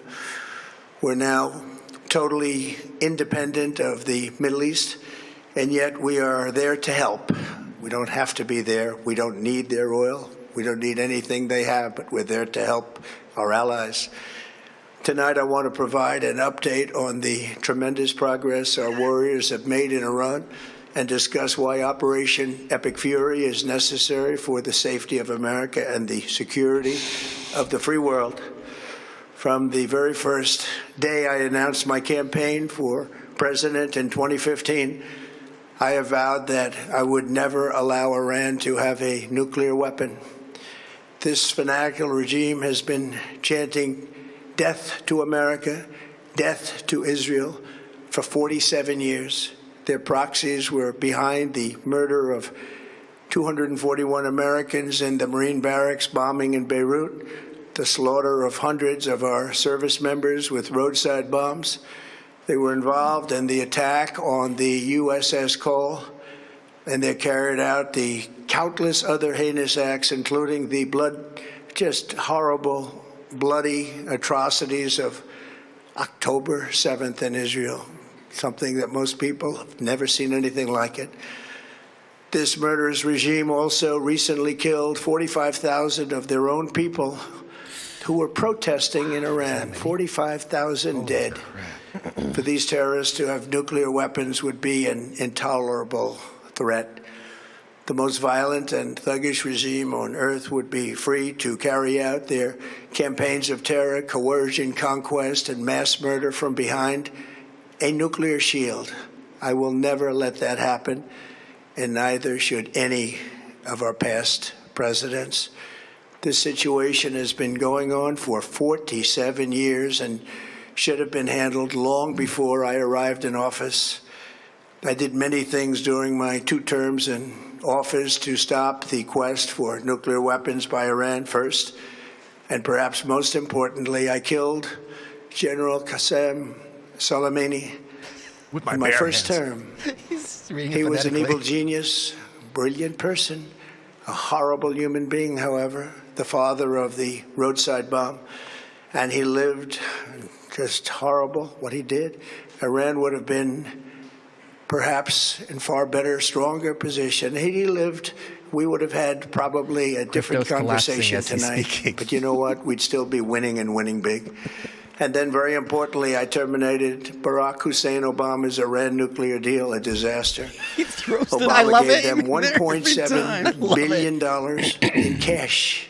Green cash. Took it out of banks from Virginia, D.C., and Maryland, all the cash they had. He flew it by airplanes in an attempt to buy their respect and loyalty, but it didn't work. They laughed at our president and went on with their mission to have a nuclear bomb. His Iran deal would have led to a colossal arsenal of massive nuclear weapons for Iran, and they would have had them years ago, and they would have used them. It would have been a different world. There would have been no Middle East and no Israel right now, in my opinion, the opinion of a lot of great experts, had I not terminated that terrible deal. And I was so honored to do it. I was so proud to do it. It was so bad right from the beginning. Essentially, I did what no other president was willing to do. They made mistakes, and I am correcting them. My first preference was always the path of diplomacy, yet the regime continued their relentless quest for nuclear weapons and rejected every attempt at an agreement. For this reason, in June, I ordered a strike on Iran's key nuclear facilities, an Operation Midnight Hammer. Nobody's ever seen anything like it. Those beautiful B-2 bombers performed magnificently. We totally obliterated those nuclear sites. The regime then sought to rebuild their nuclear program at a totally different location, making clear they had no intention of abandoning their pursuit of nuclear weapons. They were also rapidly building a vast stockpile of conventional ballistic missiles and would soon have had missiles that could reach the American homeland, Europe, and virtually any other place on Earth. Iran's strategy was so obvious. They wanted to produce as many missiles as possible, and they did, with the longest range possible, and they had some weapons that nobody believed they had. We just learned that out. We took them out. We took them all out so that no one would really dare stop them. And their race for a nuclear bomb, a nuclear weapon like nobody's ever seen before. They were right at the doorstep. For years, everyone has said that Iran cannot have nuclear weapons, but in the end, those are just words if you're not willing to take action when the time comes. As I stated in my announcement of Operation Epic Fury, our objectives are very simple and clear. We are systematically dismantling the regime's ability to threaten America or project power outside of their borders. That means eliminating Iran's Navy, which is now absolutely destroyed, hurting their Air Force and their missile program at levels never seen before, and annihilating their defense industrial base. We've done all of it. Their Navy is gone. Their Air Force is gone. Their missiles are just about used up or beaten. Taken together, these actions will cripple Iran military, crush their ability to support terrorist proxies, and deny them the ability to build a nuclear bomb. Our armed forces have been extraordinary. There's never been anything like it militarily. Everyone is talking about it, and tonight I'm pleased to say that these core strategic objectives are nearing completion. As we celebrate this progress, we think especially of the 13 American warriors who have laid down their lives in this fight to prevent our children from ever having to face a nuclear Iran. Twice this past month, I've traveled to Dover Air Force Base, and it's been something. I wanted to be with those heroes as they return to American soil, and I was with them and their families, their parents, their wives, the husbands. We salute them, and now we must honor them by completing the mission for which they gave their lives. And every single one of the people, their loved ones said, "Please, sir, please finish the job." Every one of them. And we are going to finish the job, and we're going to finish it very fast. We're getting very close. I want to thank our allies in the Middle East, Israel, Saudi Arabia, Qatar, the UAE, Kuwait, and Bahrain. They've been great, and we will not let them get hurt or fail in any way, shape, or form. Many Americans have been concerned to see the recent rise in gasoline prices here at home. This short-term increase has been entirely the result of the Iranian regime launching deranged terror attacks against commercial oil tankers in neighboring countries that have nothing to do with the conflict. This is yet more proof that Iran can never be trusted with nuclear weapons. They will use them, and they will use them quickly. It would lead to decades of extortion, economic pain, and instability worse than we can ever imagine. The United States has never been better prepared economically to confront this threat. You all know that.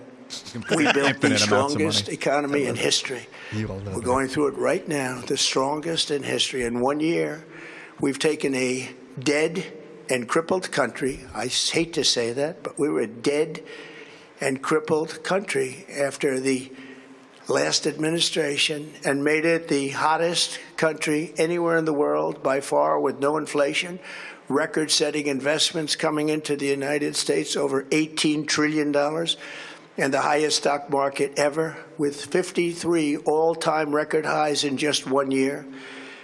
It all positioned us to get rid of a cancer that has long simmered. It's known as the nuclear Iran, and they didn't know what was coming. They've never imagined it. Remember, because of our Drill Baby Drill program, America has plenty of gas. We have so much gas. Under my leadership, we are #1 producer of oil and gas on the planet, without even discussing the millions of barrels that we're getting from Venezuela. Because of the Trump administration's policies, we produce more oil and gas than Saudi Arabia and Russia combined. Think of that, Saudi Arabia and Russia combined. And that number will soon be substantially higher than that.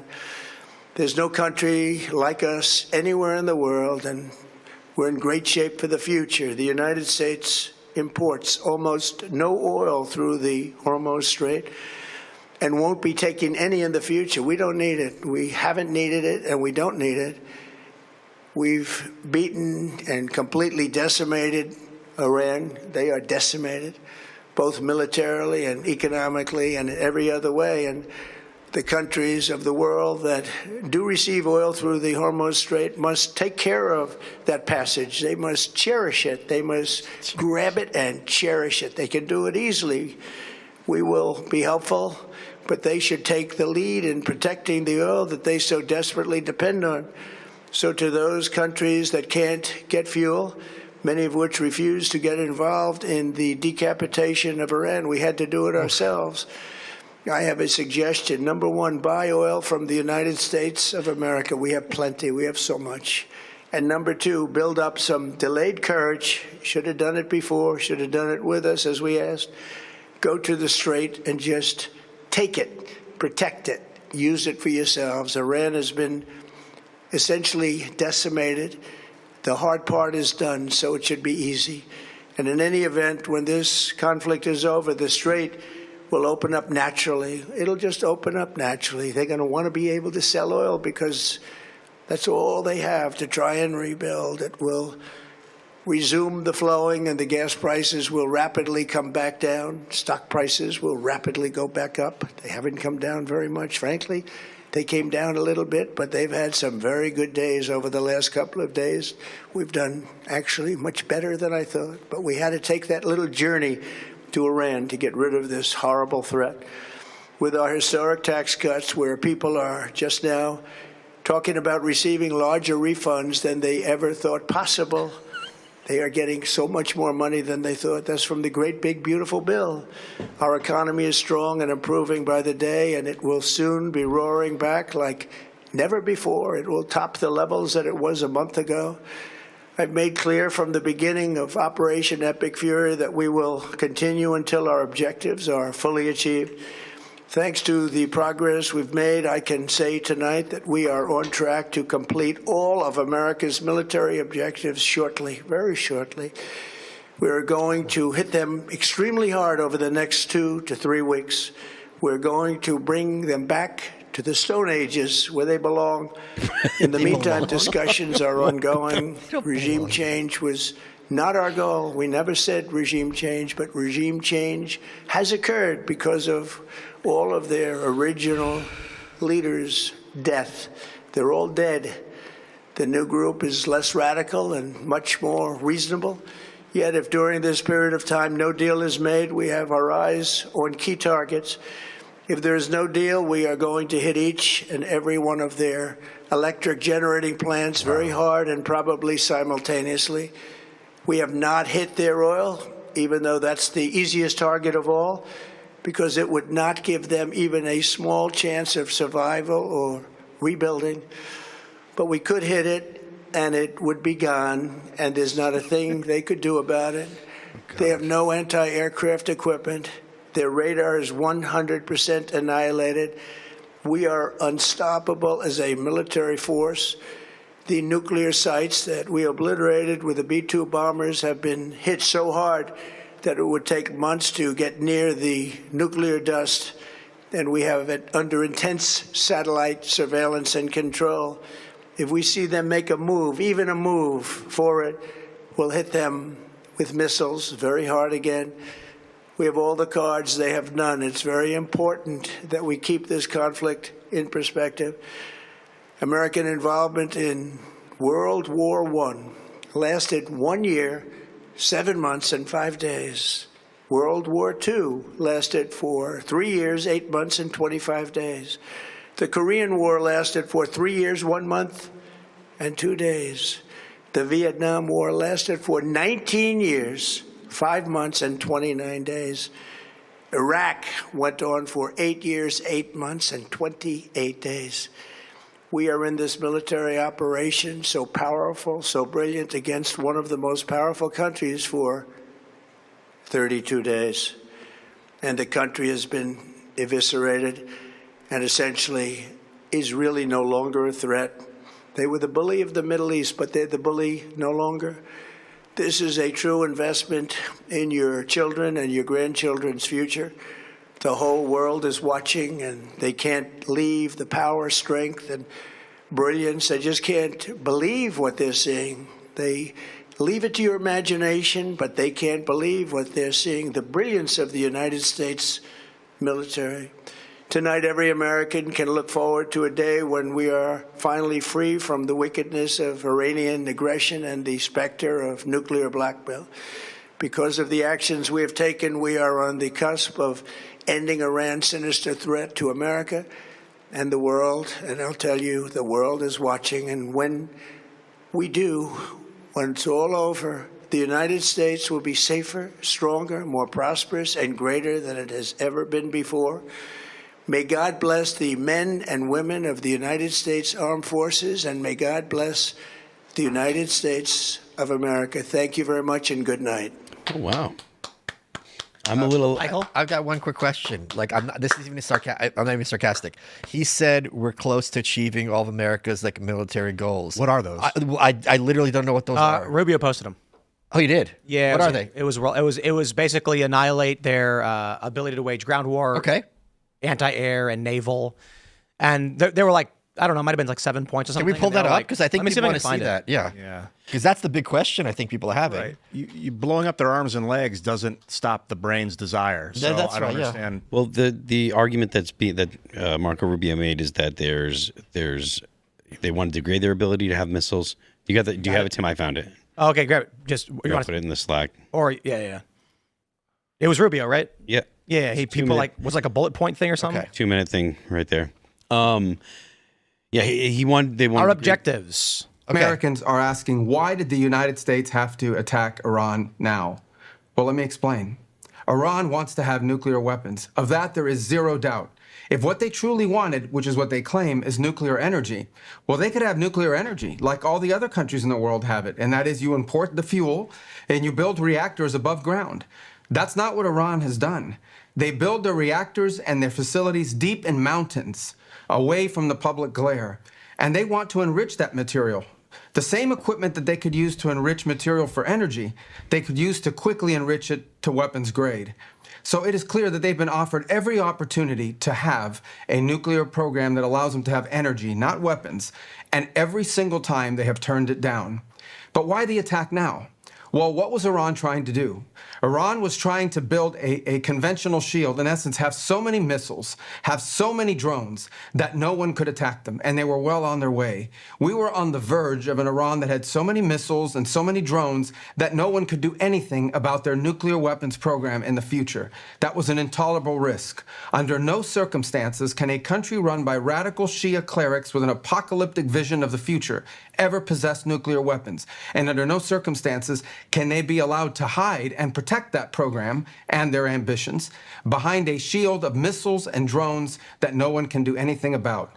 This was our last best chance to eliminate that conventional threat, that conventional shield that they were trying to build, and the president made the right decision to wipe it out now. That is the goal of this operation, to destroy their conventional missiles and their drone program so they can't hide behind it and finally have to deal with the world seriously about never, ever having nuclear weapons.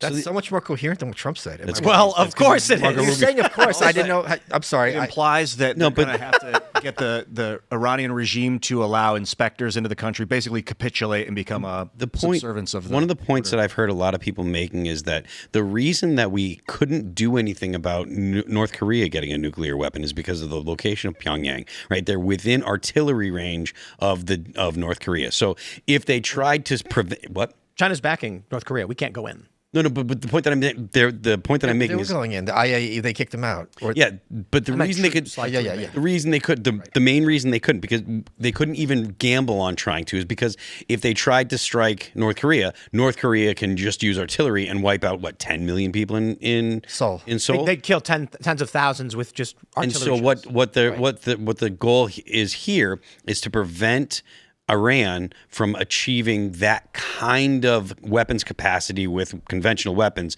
for making it too costly for the U.S. or someone else to go and actually attack them, because so much ability. Is this April Fool's? Like, why didn't Trump say what you just said? Because he's Trump. Are you kidding? Come on. People are writing these speeches. I've seen many. I'm going to say makes this. More sense. I think Rubio should have added Rubio should have said this. Everything he said, and I want the people of this country to understand that while the safety of the region, our allies, our troops are paramount, understand that the threat from Iran would also destabilize the economy here in the United States and abroad, as we are seeing now with the shuttering of the Strait of Hormuz and gas prices going up.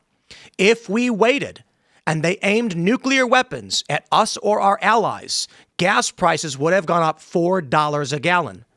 This is just a small factor, but understand it's a big picture, and the safety of the people and the lives is the most important. That would be a very coherent, and then not just gas prices will go up, but the cost of literally everything, blah blah blah blah.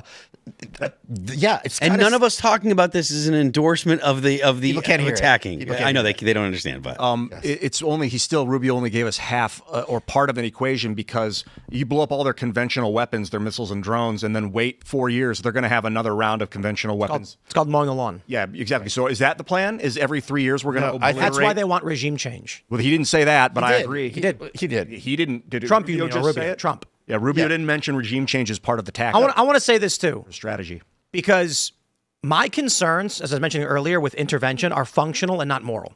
I have moral concerns. Like, there's a report that the U.S. may have launched Tomahawk, which hit a school, killing a bunch of children. Horrifying. And moral concerns matter. However, in war, we try to avoid these. And I believe the United States, as a force for war and a global power, has been the most moral that we have seen in the past, in our history, in the history of the planet.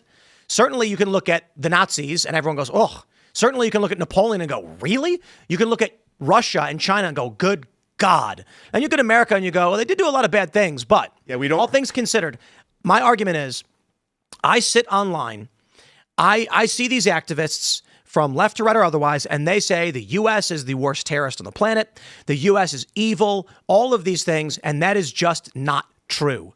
It may not be correct, functional, or moral, what they're doing. Those arguments are always allowed. But my point is, China was threatening to destroy one of the largest aquifers in Central America so they could compete with the Panama Canal. They have no regard for human life and what is moral or good.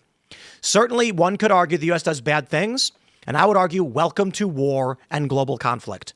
So by all means, criticize the war. I'm not saying not to. I'm just saying, don't come to me and claim that Iran is morally just. Don't come to me and say China is morally just or good, or that Russia is, because I will tell you the United States is infinitely, infinitely better and more moral than all of those countries. It's very good at not turning on its own people because of our decentralized legal systems, where like local police basically trump essentially the exterior forces. So the U.S., it's moral in that way that it hasn't genocided its own people. But like, we're not at war in Iran.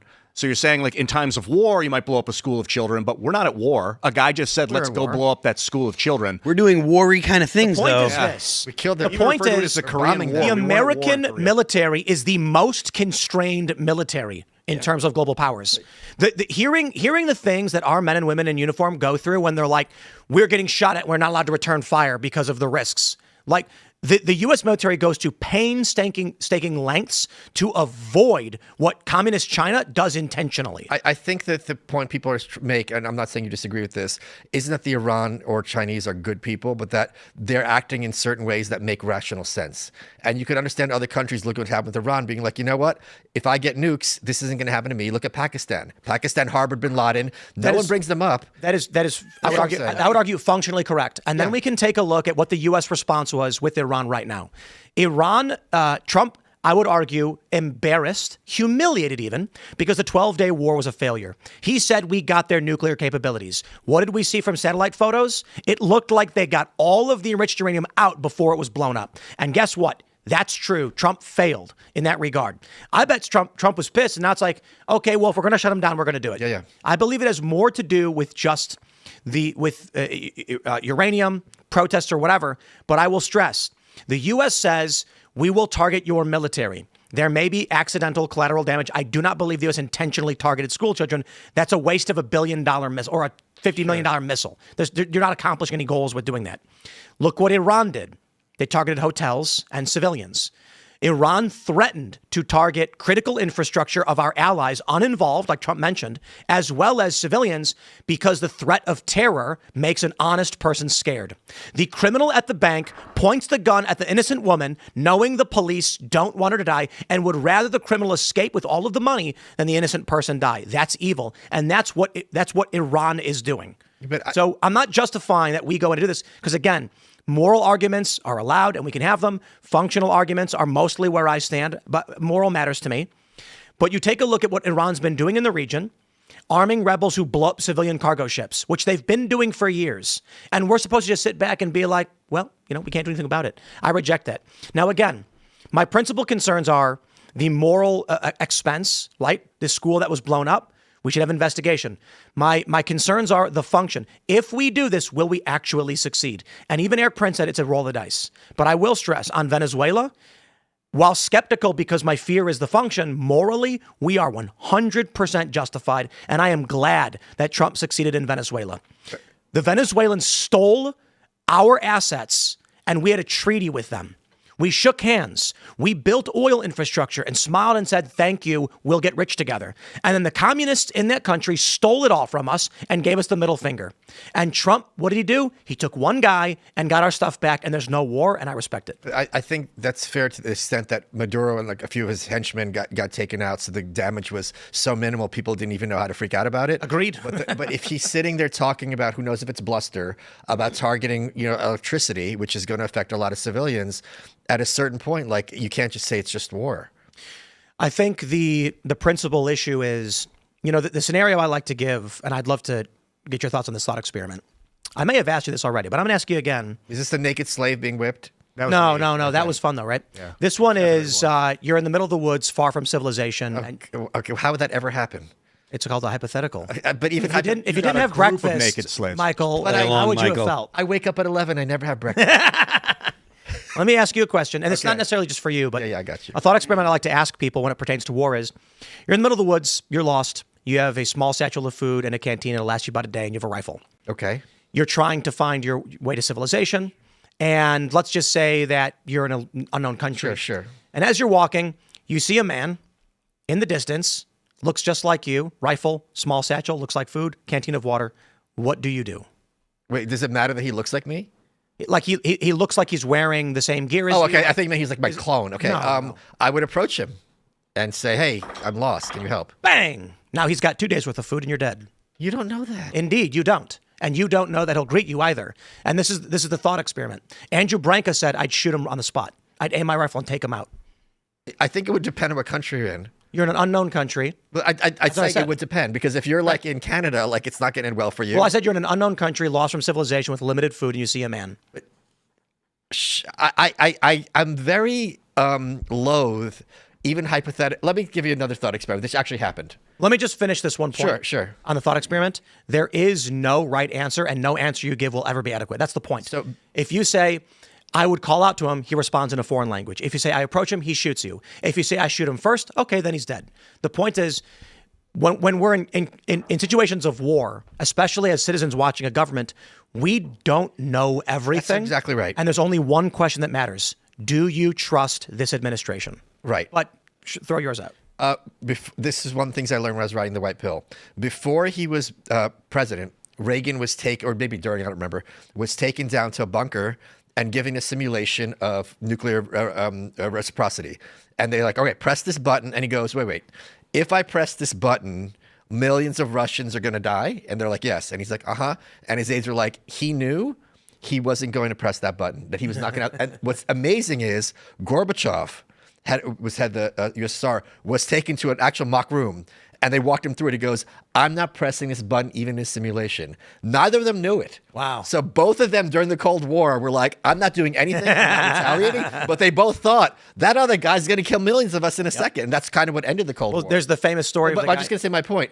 Even in hypothetical, I'm loath to say I'm going to shoot someone because my brain doesn't work like that. I suppose the ease. Depends on the context. Well, so in this context, like context just changed walking around, dramatically. The thought experiment we've elaborated on. You are alone in the middle of the woods, walking. You have a rifle and a satchel of food and water, and you see a man in the distance who looks just like you. Right. And you're only alone because you just left your 2 children and wife to go find food. Okay. What do you do? Shoot the wife and kids. That's 3 days of food. Are you stupid? That's 3 days of food, and you can eat the people. And you can make more kids. So the point is, it was funny because the point of the thought experiment is just for you to envision being in a scenario where you're approaching an unknown. Sure. And Andrew Branca was like, I'd shoot him. And I was like, I'd pull my rifle and shoot him. I was like, and he's like, now I got food. And I'm like, okay. It's like Andrew's been stuck in an elevator for an hour. And I was like, that's an answer. But there's no wrong answer. There's no right answer. It's just imagine being in the scenario. I also think it's easy to have hypotheticals, but we don't know what we'd be like in that situation. Right. A lot of people say, "Oh, as soon as someone come to my house, I put a bullet in him." We don't know that. There's a story that happened in Texas where a guy gets rear-ended, and he gets out of his car angry. He just got rear-ended, and so he gets out of the car, he starts screaming. The other guy gets out of his car, and he sees the guy screaming and ranting, walking towards him. So he puts his hand up and puts his hand on his hip. The guy walking towards him sees him reaching for his gun, so he grabs his gun and draws it. Then the other guy sees him drawing his gun and points his gun, and then they both shoot each other. And it was simply an escalation that neither understood. Mm-hmm. The presumption was the guy who got rear-ended was just pissed off he got rear-ended and wasn't going to shoot anybody. But the guy who rear-ended him sees an angry guy screaming and walking towards him, and he just meant to ready himself. The guy sees a hand going to a gun, but and it snowballs. In that hypothetical in the woods, why wouldn't it make sense for me to point the gun at let's say, Phil, and be like, hey, who are, and So that's before you shoot him. So right. There's an escalation process. That's why Brian gets thinking, I'm going to shoot him. It's because the point of the experiment is that there's no right or wrong answer. You say, I draw my rifle and say freeze. As you're grabbing your rifle, he aims his rifle and shoots. He sees you reaching for your gun, so he shoots you. Or the other example is people will say, I yell hello, and he yells flabo. And you go, I have no idea what he just said. So with foreign countries. What flabo means? Well, I do. But the point of the experiment is, imagine you're in these scenarios where there's no right or, like, you don't know what's going to happen. You have no idea how to address a stranger who's armed. Is this person, you're lost in the woods and you're starving. You're hungry. You have 1 day left of food. And this guy might be thinking, I don't want to, he might knife me in the back. I feel like human beings are much more neighborly and friendly, having traveled to different places. It's true. There was a couple that went biking around the world because they wanted to show everybody how peaceful it is, and then a car pulled over, jumped out, and chopped their heads off. But how many places did they go before they went to that car? A couple dozen. Right. So that means the odds are a couple dozen. Or the 2 women who went hiking in Morocco, and then the Islamists dragged them up onto a mountain, raped them. You know about these stories because they're the outliers, not the norm. I didn't say it was the norm. I'm making a point, like it's a half joke. You're like, people are not crazy. My argument is, I've traveled the world. You shoot the person? No. Oh, okay. No, 2 people working together, substantially more effective. Yeah, okay, thank you. Yeah. I've traveled the world, and many people have asked me, aren't you scared going to favelas or going into riots? And I said, no, because people are all the same. Some people are crazy, and America has its crazies. Most people want the same thing. They want food, shelter, and their families. The ideologues who wage war are rare. And so I've been, like when I walked around Nasser City in Egypt, I wasn't scared any one of these guys was going to attack me because that doesn't serve their interests in any way. They were praying. They were Muslim Brotherhood guys. No, in all likelihood, when they find out an American journalist is there, they're going to say, please tell my story. Yeah, exactly. So I'm like, there are crazy people, and we've been threatened and freaked out by it.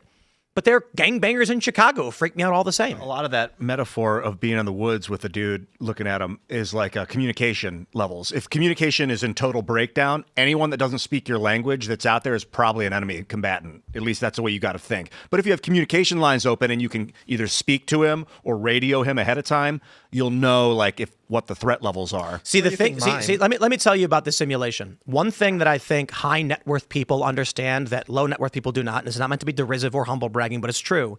The amount of knives that get placed in your back when you have money are orders of magnitude greater than when you don't. When you are working class, you have betrayers and you have backstabbers because everybody does. But when you have money, there are people who will kill you for no reason. There are people you thought you're friends who will leak private messages from you. There are people that you would claim to be your friend and when you die will leak private messages to exploit to make money on the internet. I was thinking yeah, friendships are cool, people are great, but if you have a stockpile of food and they don't, you're kind of... You guys know who Big Frida is? No. I didn't think I was going to bring this up on the show. Can you pull up Big Frida, Freedia? Big Frida is the biggest singer of bounce music from New Orleans. Total gender fluid. Pull up an image. Big Frida, that's Big Frida. Oh, Big Frida got stabbed in St. Louis because someone wanted to say, I'm the guy who stabbed Big Frida. Oh my God. To your point, when you become a certain level of status, people want to take you down just so they could say, I'm the one who stabbed. But it's not about strangers. I was thinking about more about I know. resources. Let me tell you, I probably have 3 former best friends who have tried to destroy me and threaten my family's life. And there's 4 and 5. And you have no idea. Every day after the show, Phil tackles me. And then you're going to be the you got to keep him on his toes, man. You got to keep him on his toes. I swear Phil's trying to just kill me, but he always wants to. He calls it wrestling. Just got to keep him on his feels toes. pretty good. So there's a guy that I knew. We were probably best friends for a few years. He calls you Deadpool. He does. There was a dude I knew, and we were probably best friends for a couple years. And a few years ago, he started posting on X fake stories about me, using pictures that we had and like proof that he knew me to try and build clout. He would go on X. There was a guy that I knew that I considered a pretty good friend who hacked into one of my servers and then started leaking like inane messages between Discord, members. This is a long time ago, for no reason other than to attack me and profit off of knowing me. The amount of people who will betray you when you have things, regular people just have not experienced this. Tim Ferriss had this great essay about 10 things that happen to you when you're famous. And Tim Ferriss is obviously a huge name. And one of them was you're going to have, he's like, imagine you have a village of 1 million people, right? Out of that 1 million people, 100 of them are going to be crazy. And I don't mean crazy like weird, like crazy, like they think they're married to you. Yes. And he goes, when your audience reaches, I just got named, a stalker of mine just filled out their living will in Canada and made me the beneficiary over their parents and brother. What's their net worth? I have access to their bank accounts and their gametes, which is currently at the Oasis Fertility Clinic in Calgary. What? I've met this person once 10 years ago. Point being, to Tim Ferriss's point, when you have 1 million people in your audience, 100 of them are going to have these relationships with you. They aren't just like, oh, I like Phil. I like his music. It's like, Phil and I went to high school together, and now he's not returning my calls. No, I do hear that.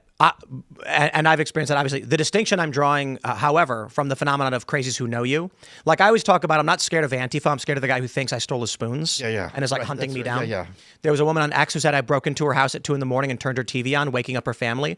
And there are people on the left who are responding like it was true. The guy that... But real quick, my point is, there are people that I would have considered to be very good friends, who I'm still friends with on social media, who found that they could exploit their connection to me to profit and promptly knifed me in the back. And I was shocked the first couple of times it happened, the lengths people were willing to go to do it. And so we talk about the guy in the woods. Let me put it like this. You are in the woods and you have a stack of food that is going to last you for 3 months. And a man is approaching you with a rifle. It changes things. Oh, yeah, for sure. That guy's not going to stop to ask questions. He's going to be like, I'm going to live or die, and I'm taking that guy's food. Yeah, that guy's called a cop. Yes. Yeah, I mean, look, to your point about crazy people doing things like the guy that killed Daryl Abbott, guitar player from Pantera, he was in a band called Damage Plan at the time. He got on stage and shot him because he believed that it was Daryl and his brother Vince that caused Pantera to break up. Now, this is not true at all. That's not what happened. Yeah, I mean, yes, sure, but is someone going after Yoko? It was totally fabricated in his head. Yeah. What about Selena's? She was the head of her fan club. Yep. I've got a couple of women who claim they're married to me, including Allison. She claims it. Yeah. But there are people that have threatened my whole family because people I've never met who claim that they married me and then I ran away or something, and it's just like, no idea who this person is. They're from a place I've never been to. Man, parasocial, since internet, It's the worst. Well, really since video and radio, you start to fall in love with the vibe of this other, like before radio. Yeah. You didn't really have the parasocial love like we do now. And if you disagree with, if your opinion is disagree with some person on something, they act like you're a boyfriend, girlfriend who cheated on them. Yeah. The rage and you betrayed me. And it's just like, I have no idea who you are. Yeah. And I'm entitled to my opinions. Those are the best conversations. They're not. All those people on the phone and talk to them for an hour. Oh, yeah. You're like, I've been wanting to tell you this for years, Michael. And you're like, all right. We're going to go to your Rumble rants and Super Chats, so smash the like button. Share the show with everyone you know. And, of course, the uncensored portion will be coming up at 10 o'clock. Ian, save the curse words for the Rumble.com/Timcast IRL. Before we do, guys, go to timcast.com. Join now. Get in our Discord server. It's not what you know, it's who you know. If you want to start a business, start a band, make a movie, whatever it is you want to do, the more people that you know, the more likely you are to succeed. We've got tens of thousands of people in our Discord community. You'll pop in and say, guys, I'm trying to make a comic book, and someone's going to be like, I can help. And you'll get that project started. Or maybe you can help someone else get their project started. But more importantly, as a member, you support this show and make it possible. Without you as members, the show would not exist. That's a fact. But let's get to your Rumble rants and Super Chats. Let's grab it. We got Cabbage Rolls. He says, when a child is born in the U.S., the child should get the same status as the parents. Agreed. Temporary visa for 3 months, or permanent resident, or citizen, right? A lot of these things would be solved if there was a legal residency program that's permanent. Like your kids can't become citizens, you can't become a citizen, but it would nip a lot of the stuff in the bud. Omega Rosetsu says, until Michael Malice can answer and prove how anarchism can work without collapse or being subjugated by outside powers, I cannot take anything this clown says seriously. Total joke. But he called you a clown. I'm perfectly fine. Well, I have no idea who you are. I imagine anarchy is a gradient. It's not like an on or off switch. It is an on or off switch with personal love, but it's just, this is what we're talking about parasocial relationships. It's like, okay, someone out there doesn't take me seriously. Fine. There's lots of them. You say anarchy There's lots of them. Is an on or off switch. It's not more of a gradient where you can be like mostly anarchistic. I think it's an on or off switch. What do you think, Phil? I do think that it's probably an on or off switch, but it's worth noting the way that Michael, if I understand correctly, not to speak for you, but the way that Michael understands it, it's very much a personal thing. That's right. It's about the way that he interacts with not just government but with the world. But That's right. I would agree with that. My point is, most people don't know what anarchism is. Correct.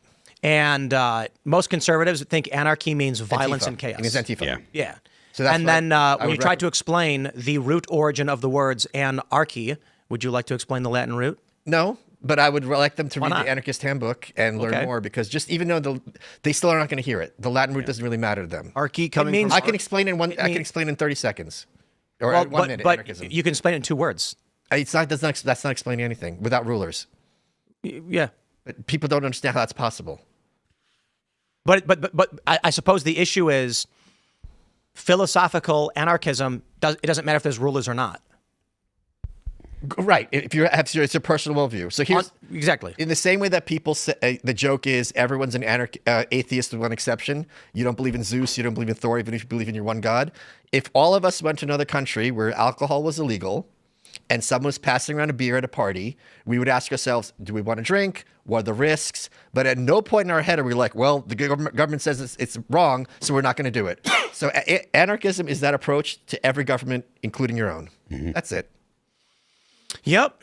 And I think a component of this, kind of the discussion we were having earlier about how the law is never the letter of the law. It's That's exactly what right. is willing to There's be an enforced. essay in the Anarchist Handbook that says the myth of objective law, which addresses this exact point. So a perfect example of this is how Pokemon cards are gambling.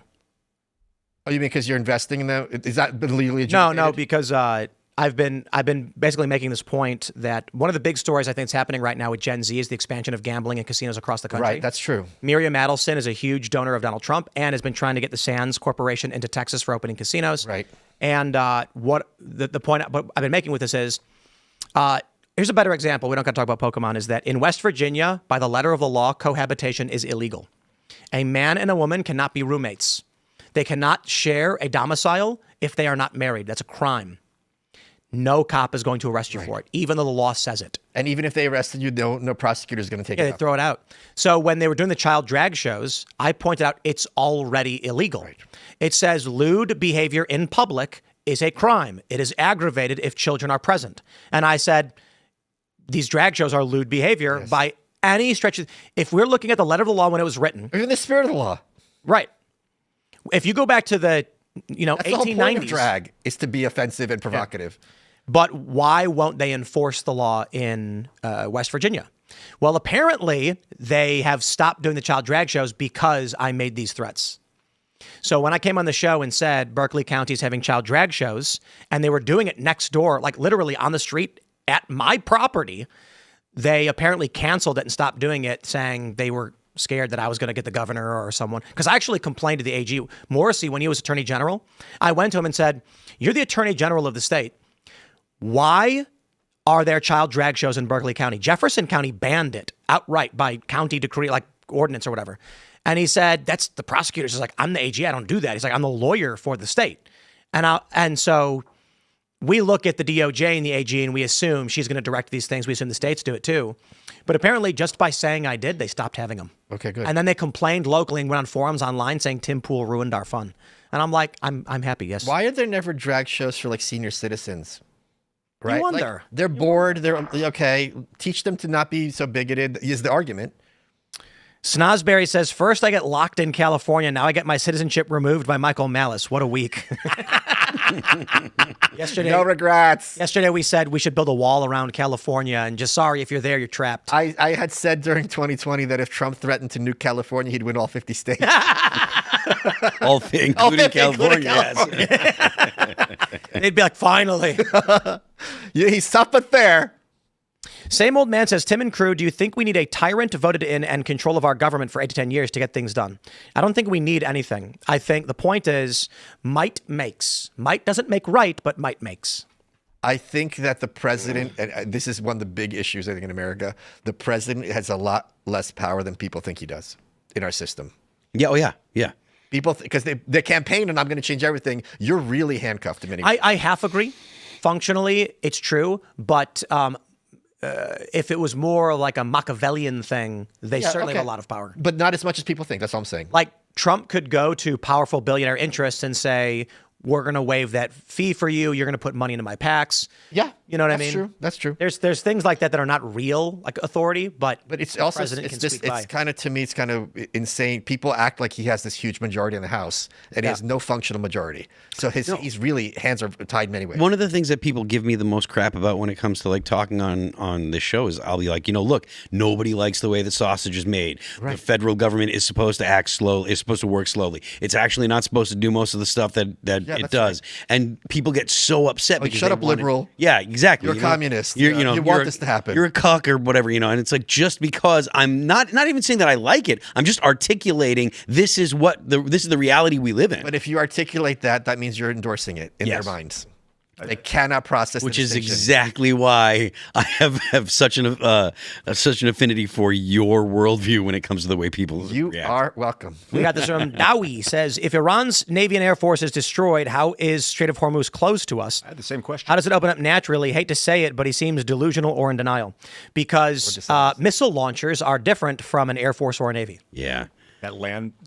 What city is that? So they have missile launchers, which is another component of the objectives to remove their their missile launcher sites, which are SAM sites, surface-to-air missiles, as well as surface-to-surface. They've been shooting missiles at Israel, which is like 1,000 miles away or whatever, and homie's like, how are they going to shoot missiles at the Strait of Hormuz? And they've laid mines. The other question I have is, whoever Iran puts in charge, they're going to have an enormous incentive to not cut a deal because you just killed our top guys. Like if someone killed Trump and Vance, God forbid, because I don't want to wish harm on anybody, and someone's like, all right, let's cut a deal. We're not going to be like, yeah, you know what? Like we're friends now. That's not a thing. No, but sometimes you surrender. But okay, but I don't think they're anywhere close to the point where they need to surrender. But I do think that there is a point where you flatten a country and then like look at Iraq. Not like we're good friends with Iraq now, but we certainly installed a government. But I don't think we're in a position to install a strongman in Look at Maduro. No, look at Venezuela. But Maduro has Venezuela's bent the knee. I think that Iranian. We don't know if Maduro was in on that deal. No, he's not. They captured him, and the rest were like, no. Okay. I think Maduro could have easily been like, look, here's your choice. We're going to take you out, or we give you a nice vacation. And he took the vacation. I disagree. I think so. You're familiar with Tales from an Economic Hitman? No.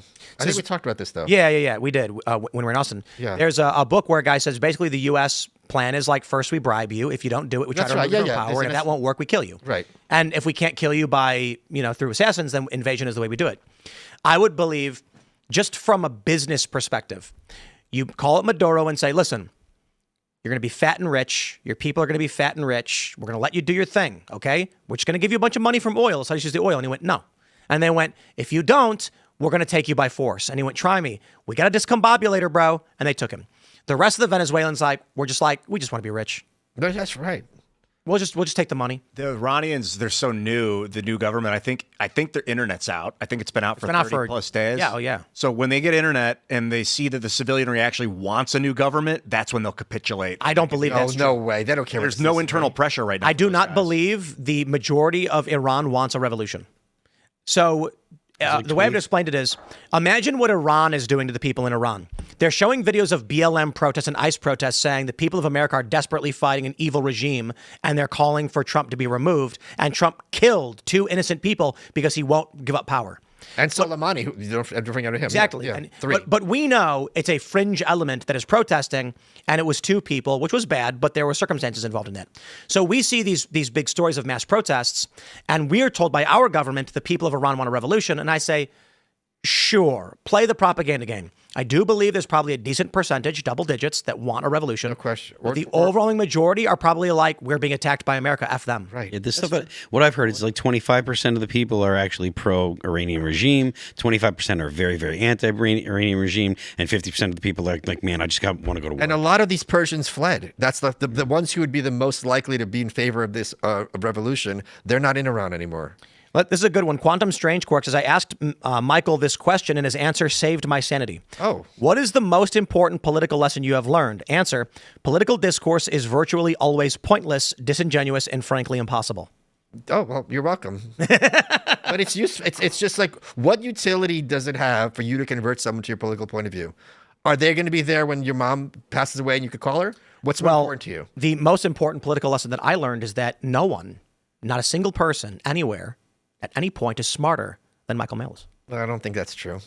You're pretty smart. Yeah, but there's people who are way smarter than me. I think it's called the president. Yeah, it's called everybody in Congress. Political discourse. Everybody in Congress. I mean, including Nancy Mace. Political discourse can get a little like self-serving, but educating the young people so that when That's you're not discourse. retiring, Well, they're able Michael, to guide Michael, you or guide the system. I don't regard that as discourse. I want to One say way. this.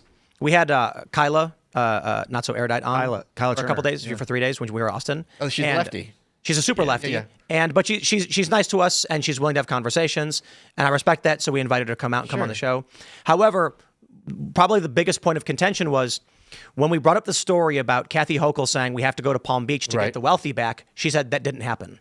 And I said, here's the video of her saying it. And she goes, it's the New York Post. It's wrong. And I said, here are 13 different stories explaining that wealthy people are leaving New York because of taxes. And she goes, it's fake news. Tim, we earlier brought up. I get it. I know. I'm just going for the audience. That Charlottesville tape. And I said, if you played it to lefties, and she seems to be an honest lefty, broadly speaking, way you describe her, okay, let's put for sake of argument. What percent of them would be converted? You said 65, I said 10. That's incorrect. I said default liberals as described by Andrew Breitbart. Okay. What are you categorizing default liberals? A default liberal is a guy or a woman. They don't watch the news all that much. Okay, that's very different. Okay. But they believe Trump. Yeah. Okay, that's very different. Right. Lefties are going to be like, I'll say whatever I have to say for power. And just we saw that with the guy with the children getting the trans surgeries. It's like, exactly. Nope. Yep. There's nothing you could show them that's going to change. But my favorite example is one of the greatest poker players of all time. Wait, I'm sorry. I don't want to move on. So she just said it's not true, even after she saw the video? And then she asked, I believe it was ChatGPT, that said said around 2% of people flee due to high taxes. And I said, that's fantastic for a general nationwide study. In New York, the public budget is showing they lost, what is it, like $10 billion in revenue or whatever. Much? Holy crap. Wow. Maybe it was like California's seen the same. No, it's $10 billion in income, which would have translated. I mean, yeah, that's still a huge... But I want to give this as a really great What was example. her reaction, though? She just kept denying it. She said, first of all, she said the New York Post is a bad source. Fine. And then I said, here's a bunch of other sources. She goes, this is not true. Yeah, and I said, do you think they're all fake news? And she said, yes. 1%. And I said, do you think that Kathy Hochul believes fake news? She goes, yes. And I said, okay, if we can't agree on what is simply being reported from a stage where she spoke. Where are we going to go? But I want to make this example because one of the greatest poker players of all time, Daniel Negreanu, He's a liberal dude, a Canadian vegan guy. Oh God. And he was a raging lib, right? And there's another of the greatest poker players ever, Mike Malice, Okay. who was friends with Daniel and who's a Trump guy. And he would try to explain to Daniel when he's wrong, and they would argue until one fateful day when Mike Malice said, I took my phone, pulled up the video of Trump speaking, and I said, you are wrong, watch. And he pressed play and slid it across the table, and Daniel went, fine, and looked. And then after watching the video, he went, wow, I didn't know that. And instantly said, tell me more. He is very liberal in many ways. Sure. He's a vegan Canadian guy. But he said, wow, I was wrong about that. But that's what a smart, normal person does. The default libs might be very excitable because they don't pay attention to the news. Sure. That What's a low propensity? What's the low something voter? Low propensity voter. Low information low voter. frequency. Yeah, I don't yeah. know. The thing about high Low intellect information. and low wisdom is you think you know the truth, and it's hard to see how you could be wrong. But hold on. Michael makes the best point ever. Why would the weatherman lie to you? Right. And so for someone like Daniel Negreanu, he's not a news guy, he's a poker guy. So he passively hears news, he sees the TV, and he's thinking to himself, I just saw that report, they're not lying.